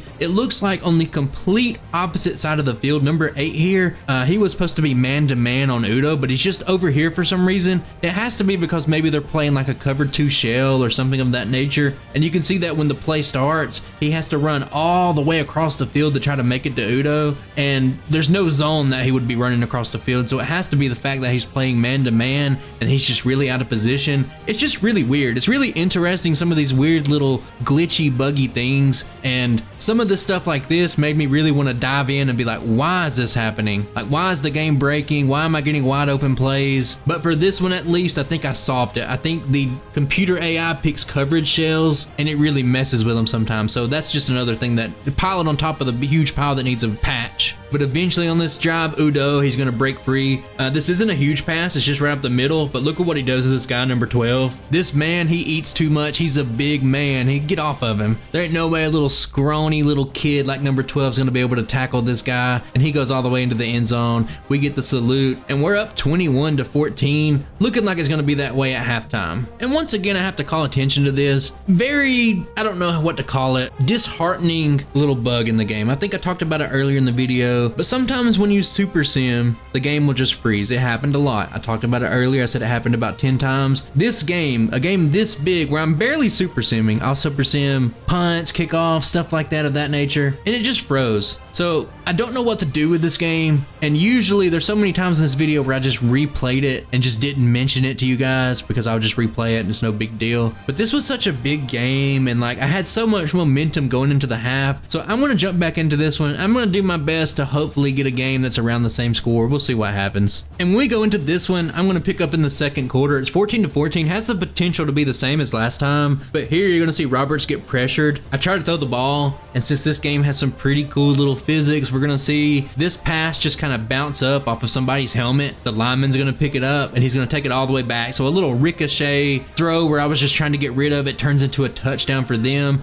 Now, I do think this looks cool, but do I think this is cool that it happened to me in a game that I had to restart because of an unfortunate Super Sim glitch? No, I don't love it, but you know, it was pretty cool. It is what it is. Now, I stall a drive and I have to punt, and this one has potential to get kind of ugly before the half. And I didn't really get a ton of interceptions myself, but here my defense is going to get an interception, and I actually have a chance. And we're actually going to go down the field and score pretty quick. Remember, I said we had a really fast offense. It's pretty good. So what you're going to see is a little Roberts scramble. Lester's going to get a sweet little floater, and eventually they're going to be lined just a little bit off of Schaub. He's going to catch a bubble screen, take it in, and right before half, I do tie it up. And things are going to slow down just a little bit. In the third quarter, end up driving back down. I have an opportunity to go up 7, but I get stuffed on 3rd and goal. I have to settle for a field goal. I really want points in this game, so I'll go up 3, and then on the next drive, they're just going to waste no time. They're going to get this really huge play off the press. Doesn't go for a touchdown. They get it about the 20-yard line, and then they're going to run. They have the nerve to run a jet touch pass. This play should not be in the game. When you have a play like this with how bad the pursuit angles, you get stuff like this. Now look how many times this receiver just does stupid jukes that don't matter. Look how many times he's just jerking around, stopping and starting, and we still can't even get a hand on him. Not even a single hand. And he's going to score. They're going to go up by 4. Later in the third, we're still not out of it. I'm actually going to take the lead here. Once again, surprise, surprise, Udo making a name for himself, getting open. It's a shame that number 37 doesn't know how to take a pursuit angle. And at the end, I kind of run sideways. I almost run into a guy, but Udo just shakes him off. And we score, and we take a lead despite being down, and it's almost a 4th quarter. So they do kick a field goal. It's a tied ball game in the 4th quarter, and I'm going to drive. Nothing out of the ordinary here. I get a couple of big plays, and I just dink and dunk them with some mesh routes. But ultimately, I do have to settle for a field goal. But there's only about 2 minutes left. I take a lead, and I'm hoping that maybe we can just get a stop. What do you guys think is going to happen? Now, this one starts off great. I get a sack, but they keep converting, and eventually I do get them down to a 4th and 3. So this is the ball game right here, folks. And predictably, they're just going to throw a streak. Their guy's going to beat the press. I have nobody else in the area. Number 17 is just going to pretty much walk into the end zone, and he is going to give Florida Atlantic a late 4th quarter lead. And at this point, I don't think that I can beat this team, but there is a little bit of time left. And predictably, I'm going to force a play. I didn't read it right. I'm going to throw a pick, and it looks like the game's pretty much over. I do have all my timeouts, but just to add the final little touch, they're going to do it again. They're going to run that jet touch pass. They're going to run the cheapest play in the game, and predictably, even though I got the box stacked, I'm ready to stop the run. You can't stop the jet touch pass. They take it for another touchdown, and if this one wasn't already over when I threw the interception, it's definitely over now. I lose this one 45-34, and it's safe to say that FAU is my kryptonite. I don't know what it is about them. I didn't show it much in the video, but they run the no huddle. It's really hard to stop, and that's a huge win for them. But on the bright side, we did lose to them last year, and I think we ended up having a pretty good season, so let's just keep our heads up and just keep moving on. With a loss at FAU and a video that's getting up to like 90 minutes long at this point, I'm going to pick up the pace, and I'm just going to show the games and maybe like the important parts, so we're just not here all day, because you know how AAC play goes by now. I put up 45 on UTSA, and you can see that only just a week after that loss, I'm still the 6th team in the nation. But also remember, last year I did move up in the polls after they beat me there. It is what it is. The next week I take care of East Carolina handily. Charlotte was 1-8 on the season. I'm going to win by 3 scores. And I will briefly touch on recruiting, because this is the point where I just really figured it out. And since our school's ratings have improved, the point is here, I've already signed 15 4-stars at this point in the season. Who they are really isn't relevant. What's relevant to me is that right now I have the 10th overall class. Now a lot can change from here to the end of the season. Look at the top though. Oregon's just busted in this game, it seems like.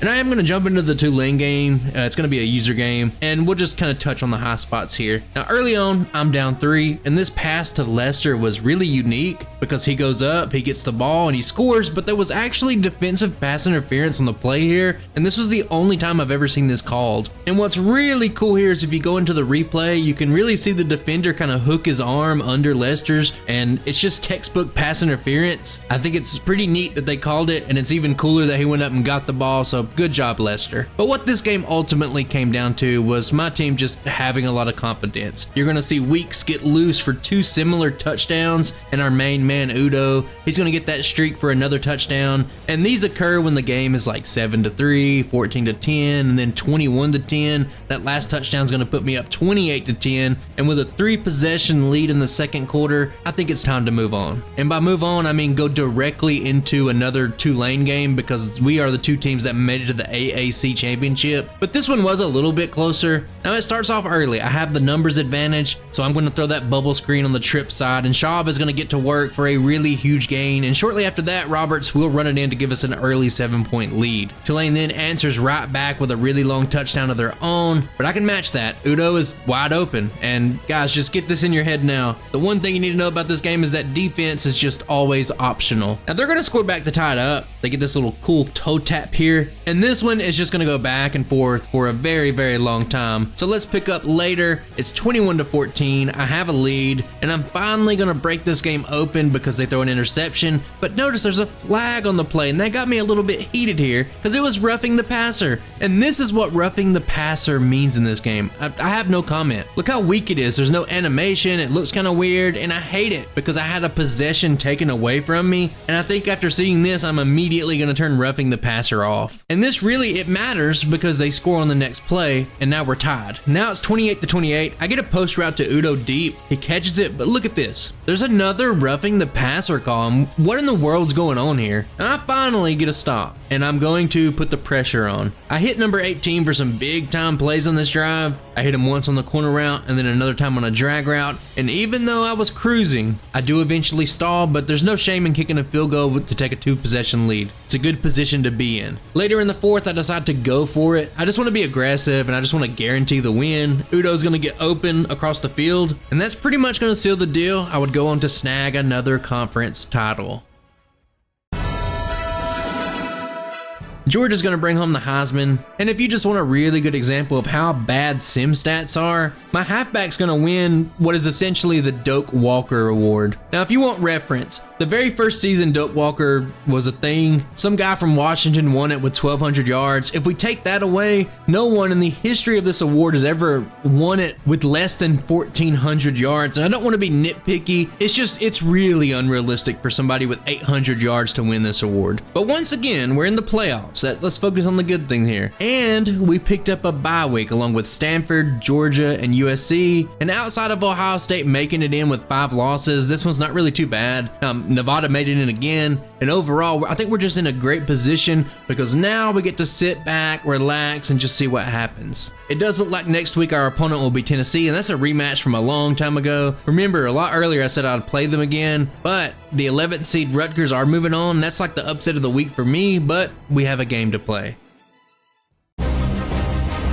After getting crushed by Clemson last year, I kept my head down, I kept working, and I think in every conceivable way, we've improved, but there's really only one way to find out. Now, very early in the game, I'm going to get an interception, and at this point, I was kind of believing in myself already. Now, I come out, I get a solid run from Roberts, and on the second play of this drive, I'm going to hit a wide open Udo on the corner route, and I have to admit, guys, I have to admit it to myself, I think corner routes are broken in this game, but in terms of this video, I'm not ready to ban any more plays just yet, but we do score. And I'm not going to go too in depth with Tennessee, but they are a team that runs the no huddle offense, and it's extremely difficult to stop. Now, you're just constantly getting chipped away at by the computer, and they just always seem to know the correct play or the correct guy to throw it to. And if you've never played against a no huddle team on Heisman, you're in for a treat, buddy. But eventually I will prevail. They kind of make a questionable play call here to run on 3rd and 10, and that just means I'm going to get the ball back. I do manage to kick a field goal to increase my lead just a little bit, but I could only hold Tennessee back for so long because they're going to bust a huge run here. They're going to go untouched for a 45-yard touchdown, and now they're kind of getting in a groove. On my next drive, I'm going to do well. I'm getting really close to the red zone, but here, I throw one of those passes, you hit the button, and as soon as you throw it, you say, oh no, and you already know what the outcome is going to be because they're going to return it all the way to the house, and just like that, Tennessee has a 14-10 lead. They have all the momentum in the world. So just to skip ahead a little bit, I score again, then they score right back. It's 21-17.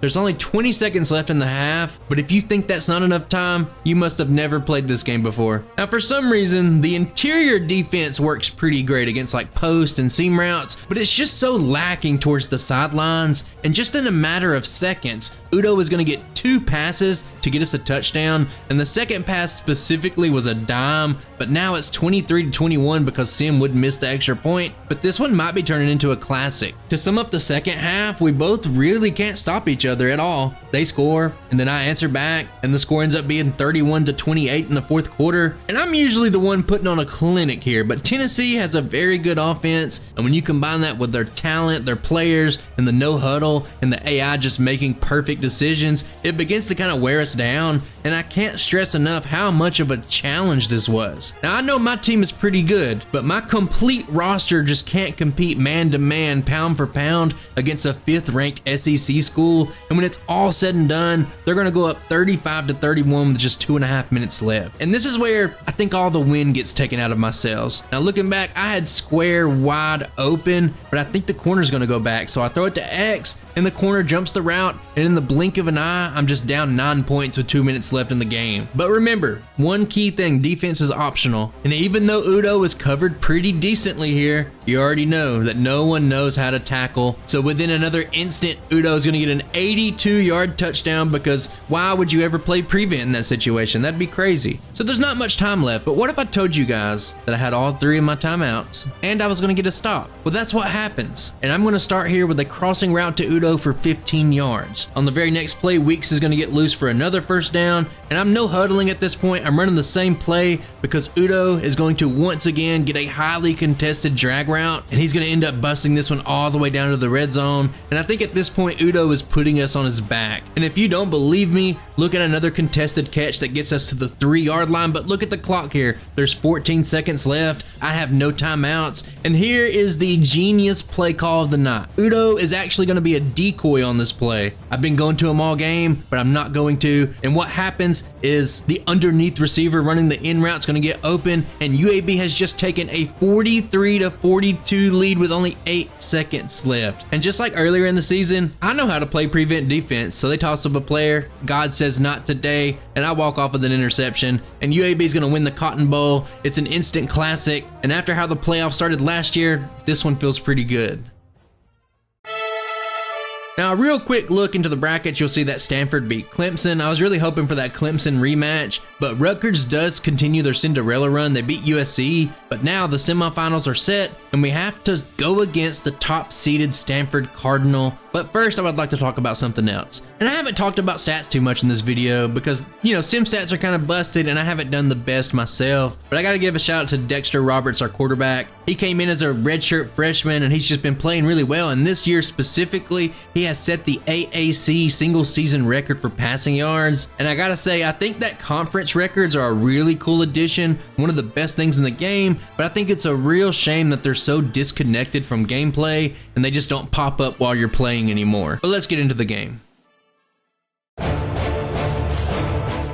And I'm not gonna lie to you guys, going into this one I expected to just win it all. Oftentimes in these rebuilds, the very first time you go to the playoffs, you're already ready to win, and since this is our second time, and I already proved that I could hang with a top 5 SEC school, I just figured it would be pretty simple. And I'm in for a rude awakening on the first drive. They run it down my throat with very little opposition, and each run seems like it's more explosive than the last, and eventually I do get a stop, it's third down, but that true Heisman AI steps up, and they're gonna dial up the perfect play to go ahead early. Now I do score, but my offense isn't important. We score, it's all you need to know. And they're still just gashing me up. They're getting really easy yardage for most of the drive. But right here, the big thing for me is that I get a stop in the red zone and I force a field goal to only be down 3 points. On my next drive, this is where I would say the downfall starts. It's 4th and 5, and I gotta say I didn't come here to play tiddlywink, so I'm gonna go for it. And I actually have X open on the mesh here, but the pressure gets to me. And this is kind of my first first moment where I realized that this defense is really good and I can't really outmaneuver their defensive line. Now, if you remember really early in the video, season 1, the bowl game against Kansas, they had a defensive end with the quick jump ability, and I want to introduce you guys right now to Evan Ledbetter. He has the quick jump ability. It's really good, but when you get this ability on a good team, on a good player, then you just have a real headache on your hands. But from there, they are going to throw another touchdown. It's going to put them up by 10 in the first half. And now, just to kind of talk about Ledbetter some more, he gets in immediately on the next drive, but I do know about sliding the line. I know about double teams, and I start paying attention to him. I make sure that I step up in the pocket and I hit dimes like this to Udo. And on plays like this, I can see him coming in, but I use Robert's quickness and I can make what was a potential sack turn into a solid gain on the ground.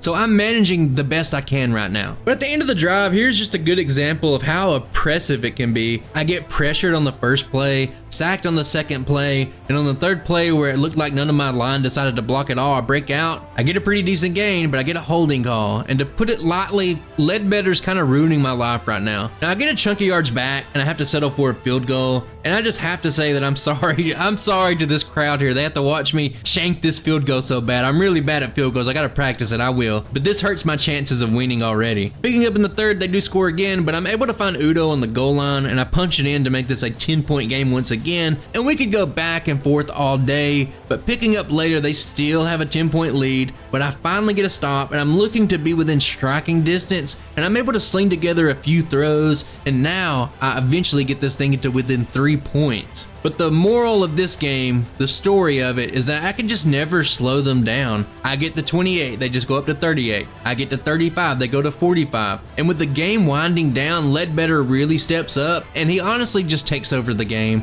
He gets a sack and a pressure when I'm already down 10 with a minute and a half left, and this is ultimately going to lead to a 4th and forever where I just have to throw up a prayer and they're going to intercept it. And UAB, once again, just didn't quite have what it took to make it all the way, and we're going home as a result.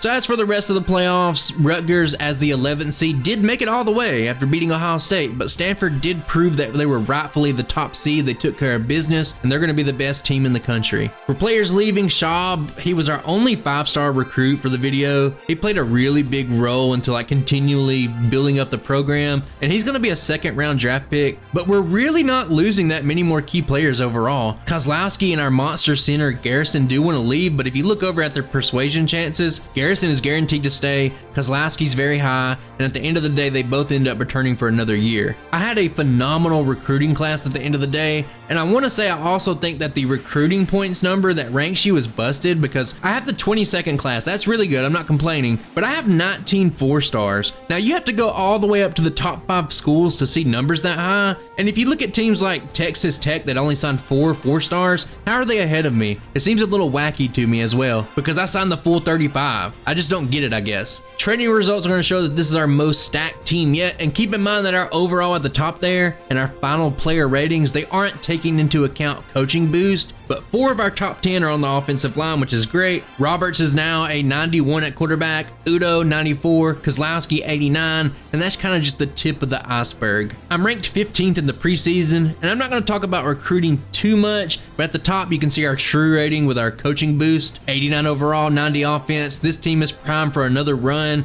and just for context, in year 6, there were only 2 teams with higher ratings than that. Georgia has 91, Ohio State has 90, and that's it. Even the worst teams in the game are 73 overall, and I would like to just real quick say how sick are San Diego State's helmets. I played with them on NCAA 2010, but they were just black. They definitely didn't look like this. These are some sick helmets. So here's the deal, guys. I'm going to schedule number 10 Clemson so that I can have a really big opener, and hopefully it can prove that my team is ready. And after that, I think the games this year are going to be pretty meaningless. Now, since I am 0-3 against FAU, that's a game I'll definitely want to show off a little bit of and play. But outside of that, I think you already know that I'm head and shoulders above the other AAC teams, so I don't really want to bloat the video. It's already getting kind of long, and I think we could just get into that Clemson game.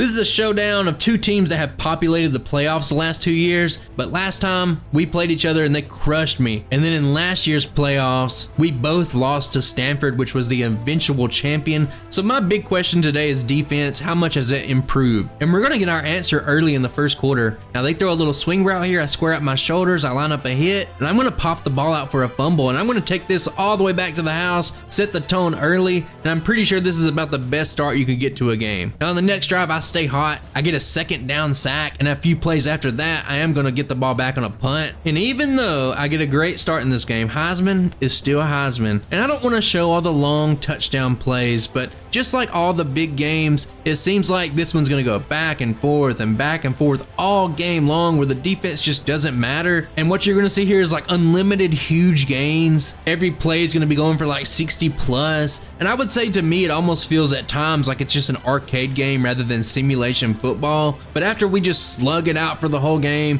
throw our best haymakers back and forth, this is what it's all going to come down to. I'm down 42-39, but I'm on a drive. I've been working the clock. It's the 2-minute warning, and we start off hot with Udo getting us closer, but they're going to hold strong on 3rd and goal, and Roberts can't quite get the corner, and I'm in a situation here where it's 4th and goal. Rather than tie it up with a field goal, I'm going to go for the win. And at this point, I really trust my team enough just to run it right up the middle. I'm going to hit pay dirt, and UAB is going to win an explosive season opener, 46-42. Now this one felt eerily similar to the Tennessee game in the playoffs last year. I personally made a lot of mistakes, but hopefully this is the game that will catapult us up and give us a lot of steam.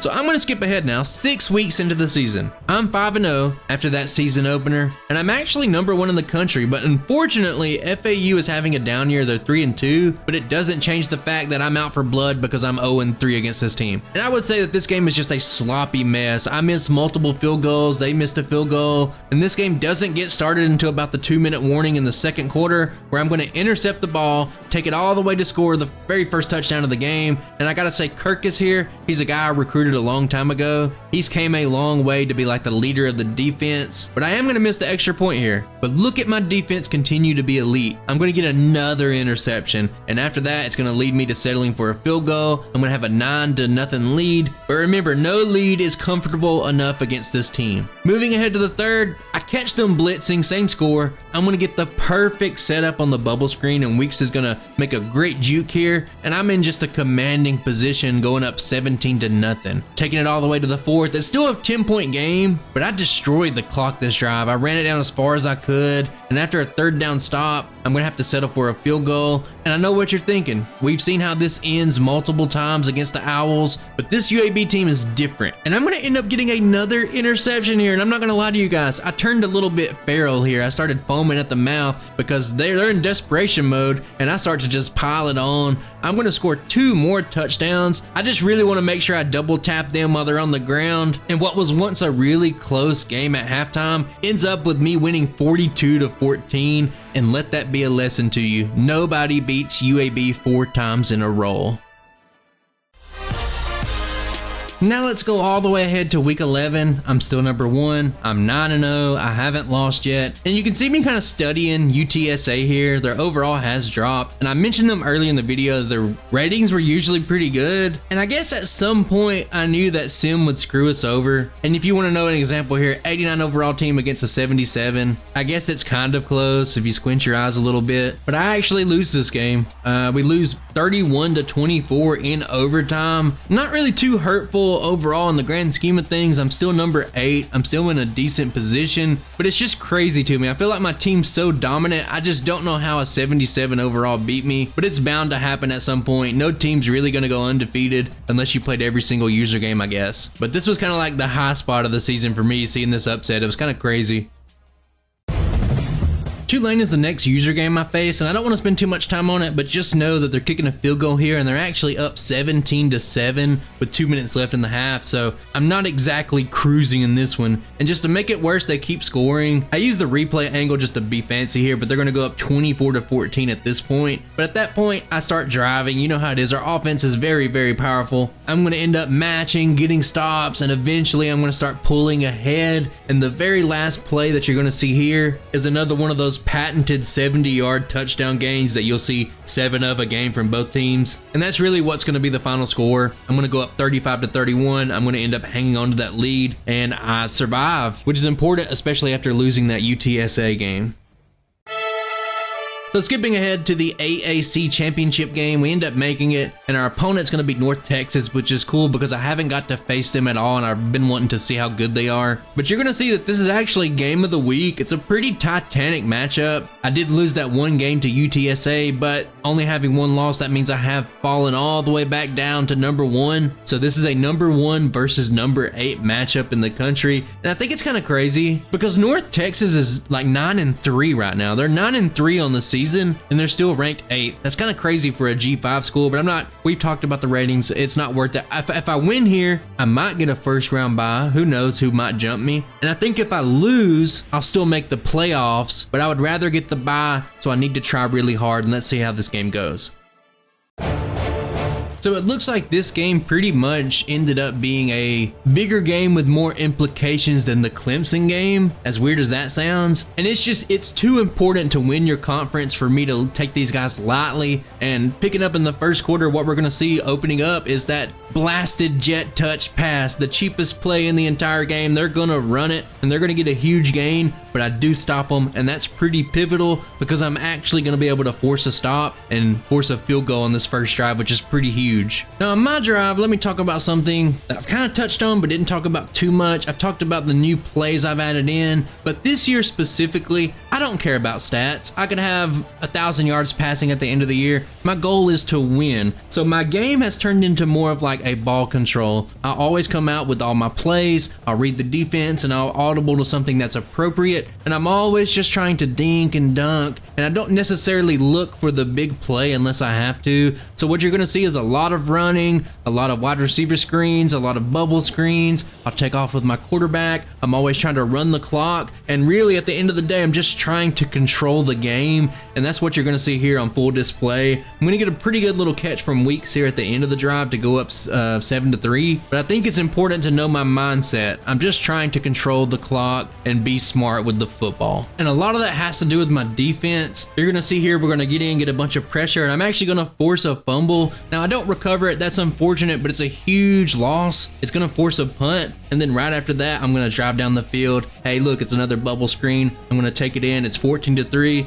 and this one getting kind of ugly. Now skipping ahead in the fourth just to put the final touches. They blitz here, my line picks it up. I have all day. I'm running a switch concept. I'm going to have a wide open wheel route, and that's going to put us up 31-13. That's all you need to know. We take out the number 8 team in the country.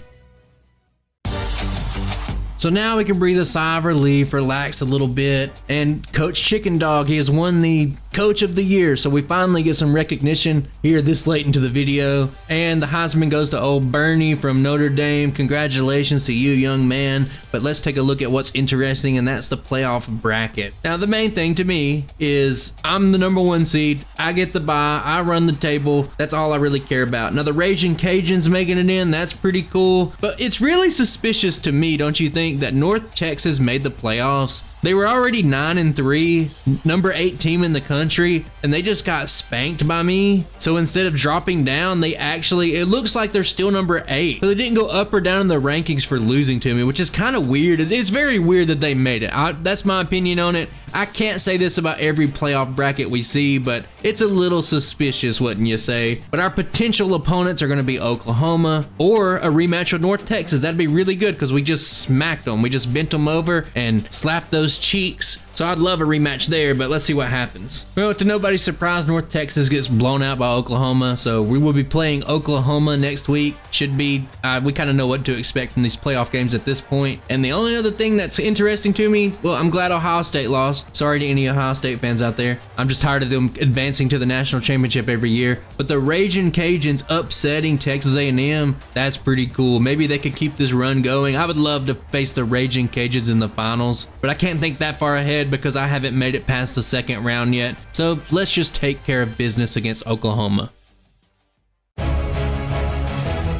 So let's just take a look at the facts. I'm 1-2 in playoff games. I've given up 40 points plus each time. My 2 losses were really bad, and I had to get that comeback win against Tennessee, so I'm hoping I'm ready for this one. I get the ball first, it starts off great. I break a pretty big gain on the audible to the RPO, and that's going to take us across the 50-yard line to start off hot. After that, I'm being patient, I'm taking my runs, I'm trying not to force anything, but on 3rd and 6, I do this pretty sweet little play here. It's like a halfback motion screen, and it's the perfect play call, and Kozlowski's speed does the rest, and it lets us get on the board first in this one. On literally the next play, they're just going to lob it up on the streak, and it kind of feels like it's going to be that sort of game. On my next drive, Roberts is doing things. He's making plays with his legs. He's running. He's buying time to get passes off like this, and after a read option keeper, he's barely going to get in, and that's going to put us up 14-7. Now, there are some slight improvements on defense, and by that, I mean I just don't give it up all on a single play, but they are still moving it, pretty much doing whatever they want to do, and they're even going to resort to that dreaded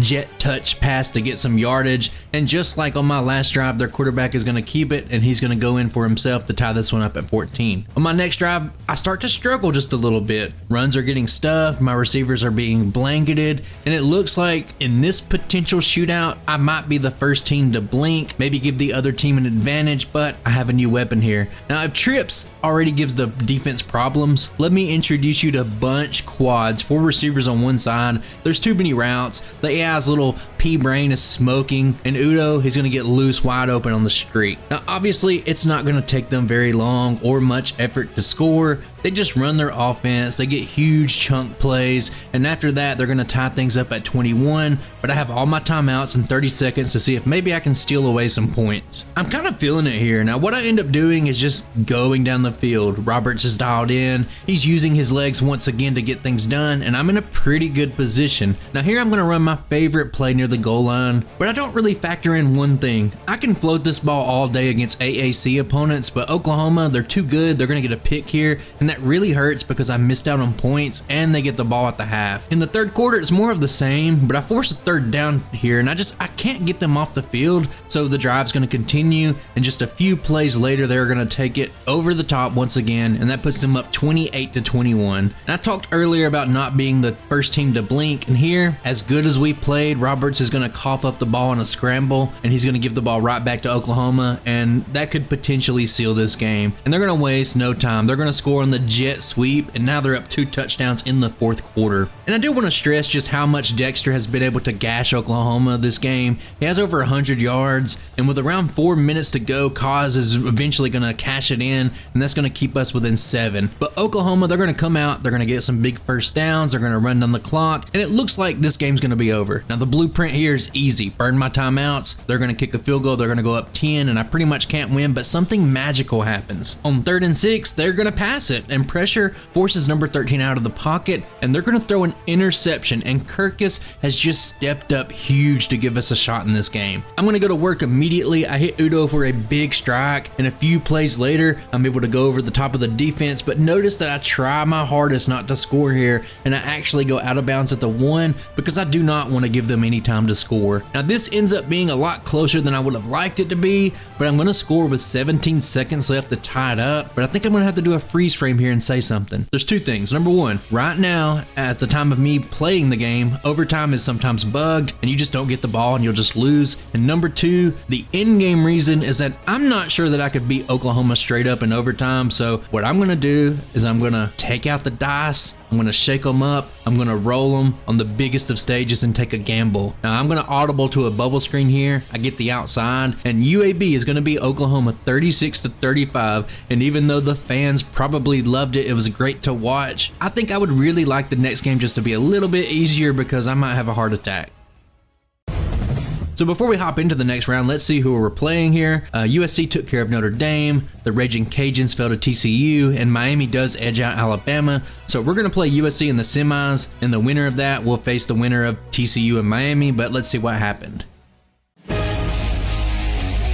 Going into my second semifinal game for the second year in a row, I don't want to keep making the same mistakes over and over because I know I can get things done, but I have also shown that I can just make a lot of mistakes, so I really just want to play smart football here. Early on, you already know the game plan. Don't force it, underneath routes, run the ball, take the screens to the outside, and that's what I start off doing. I'm lulling USC into this false security. They're playing up, and I've been thinking about this game for days, so I'm going to toss it up to Weeks, and that's going to get us the first touchdown of the game. Now my defense, they stand up here. They start playing pretty good, and they force a punt, and I pick right back up where I left off. I'm slicing, I'm dicing, and after I get closer to the red zone, it's time for Udo to step up once again. He gets an aggressive catch, and now I'm up 2 scores. Now my defense keeps up the good work, and I'm going to force a second punt already in the game, and this is kind of like teetering on the edge of disaster for the Trojans. On my drive, it's going to stall. I go for it here on 4th and 1 because I know if I convert this, I can pretty much end the game right here. I roll out, they got contained, and I should have just thrown the ball to X, but instead I lob it deep. It's a bad throw. I'm going to give USC just a little bitty chance to stay in this game. They're going to take advantage of that a few plays later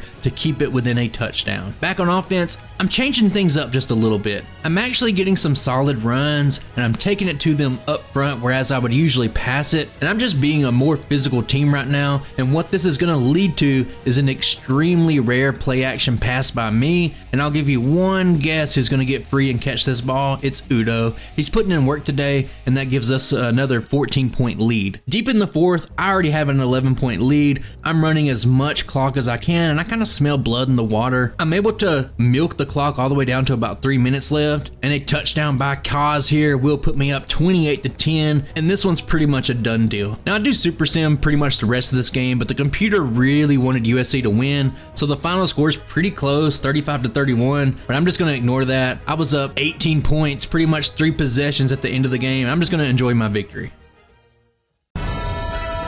This means our opponents in the final will be a date with TCU in Glendale, Arizona, and I've waited 6 years for this moment, and it's time just to put it all on the line.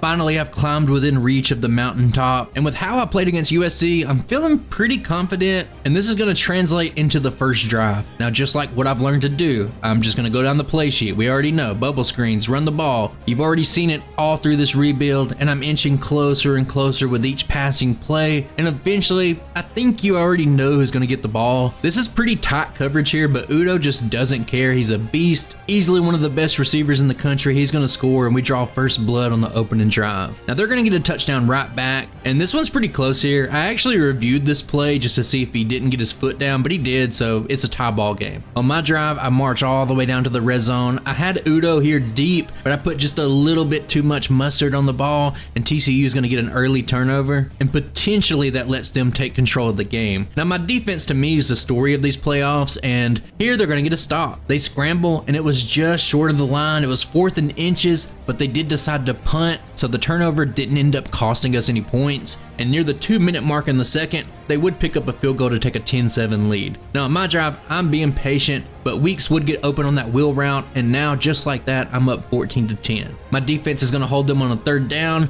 and there's a very rare miss by the computer AI here. I was really shocked that they didn't catch this ball, but I'm not going to question it, and I'm going to get the ball back right before halftime. Now I'm starting to feel it a little bit more here, and Udo gets us pretty close to within scoring range, but I can't really do anything with it, and right before the end of the half, I'm going to settle for a field goal, and the halftime score is 17-10. In the 3rd quarter, I simply just give their quarterback way too much time in the pocket, and if you give any person this much time, he will find the open man, and that sets them up just a few plays later to find the end zone, and they're going to tie this one up at 17, and they even have the nerve, look at this, they have the nerve to hit the Heisman pose. Now picking up later in the 3rd, disaster's going to strike. I'm having a hard time moving the ball, but their pursuit on Roberts is pretty next level. I'm going to try to throw the ball away at the last second, but they're going to hit my arm, strip it, they're going to get the fumble recovery, and this isn't great. Now that's going to lead to a pretty goofy play. They're going to keep it with the read option, and I'm not even really going to comment on how bad the defense is right here. They don't really pay attention, they don't have the pursuit angle, but it is what it is. They score, now they are up, and the game is just inching closer to the 4th quarter. Picking back up within 5 minutes left, same score. I'm going to get the matchup that I want, and I'm going to throw the most wobbly football you've ever seen in your life for a touchdown, and Udo, he's going to take it in for the score. But seriously, look at this thing in the air. It's just shaking on the replay here. It's barely a spiral, but what it actually is a tie ball game here in the fourth quarter. Now to skip ahead just a little bit, we both trade scores, and I get this crucial stop on third down under 2 minutes left in the game, and now is my chance. And what it comes down to me is that I just can't pick up this 3rd and 2 attempt, and that leaves me with a 4th and 2. Now, for someone with a lot of practice, kicking's probably not hard, but I want you to look at the kick meter in this situation. I do not trust myself with this thing going back and forth. I know I'm gonna miss it, so I'm gonna call a timeout and I'm gonna make a gutsy play. I'm gonna go for it. I slide my line, flood the left side of the field with routes, and I'm gonna roll out with our fast quarterback, and he's gonna take off, pick up a big gain, and at this point they have no timeouts, and there's really no reason for me to take any other risk. Now this field goal right here is infinitely easier to kick. I put it up, it's good, and UAB has just won the national title 34-31, and it was a really great run. Now it took a little bit longer than I would like just to get the hang of the game, but 6 years isn't too bad, but I don't want to leave the video off just yet. I want to show off here that Udo ended up going in the first round of the draft, Garrison, our center, in the second, and Kirkus, big defensive guy, went in the third round. Now it's weird they don't have this screen sorted by overall, but it really doesn't matter. Now I want to finish this off with the recruiting class here. I went really hard. I ended up with the number 11 class. I signed 2 5-star prospects, and I still don't get how this point system works here. All I can say is that the computer probably has access to the recruits overall, whereas I don't, but that's going to be the end of the video. I had a lot of fun with this one. The game has its problems, but the gameplay's pretty solid. I hope it gets patched soon, and if you made it this far, I appreciate you. Comment down below and let me know. Subscribe if you are new to the channel, and tell me what I should rebuild next. Now I'm probably going to wait until the patch hits before I start playing again, and I would honestly really like to get these videos down to be a little bit shorter. I know you guys know nothing about me, but I do have a baby. This isn't my job. I don't even get paid for this, so I need to make the videos a little bit shorter, but that's enough babbling. I'll see you then. Bye.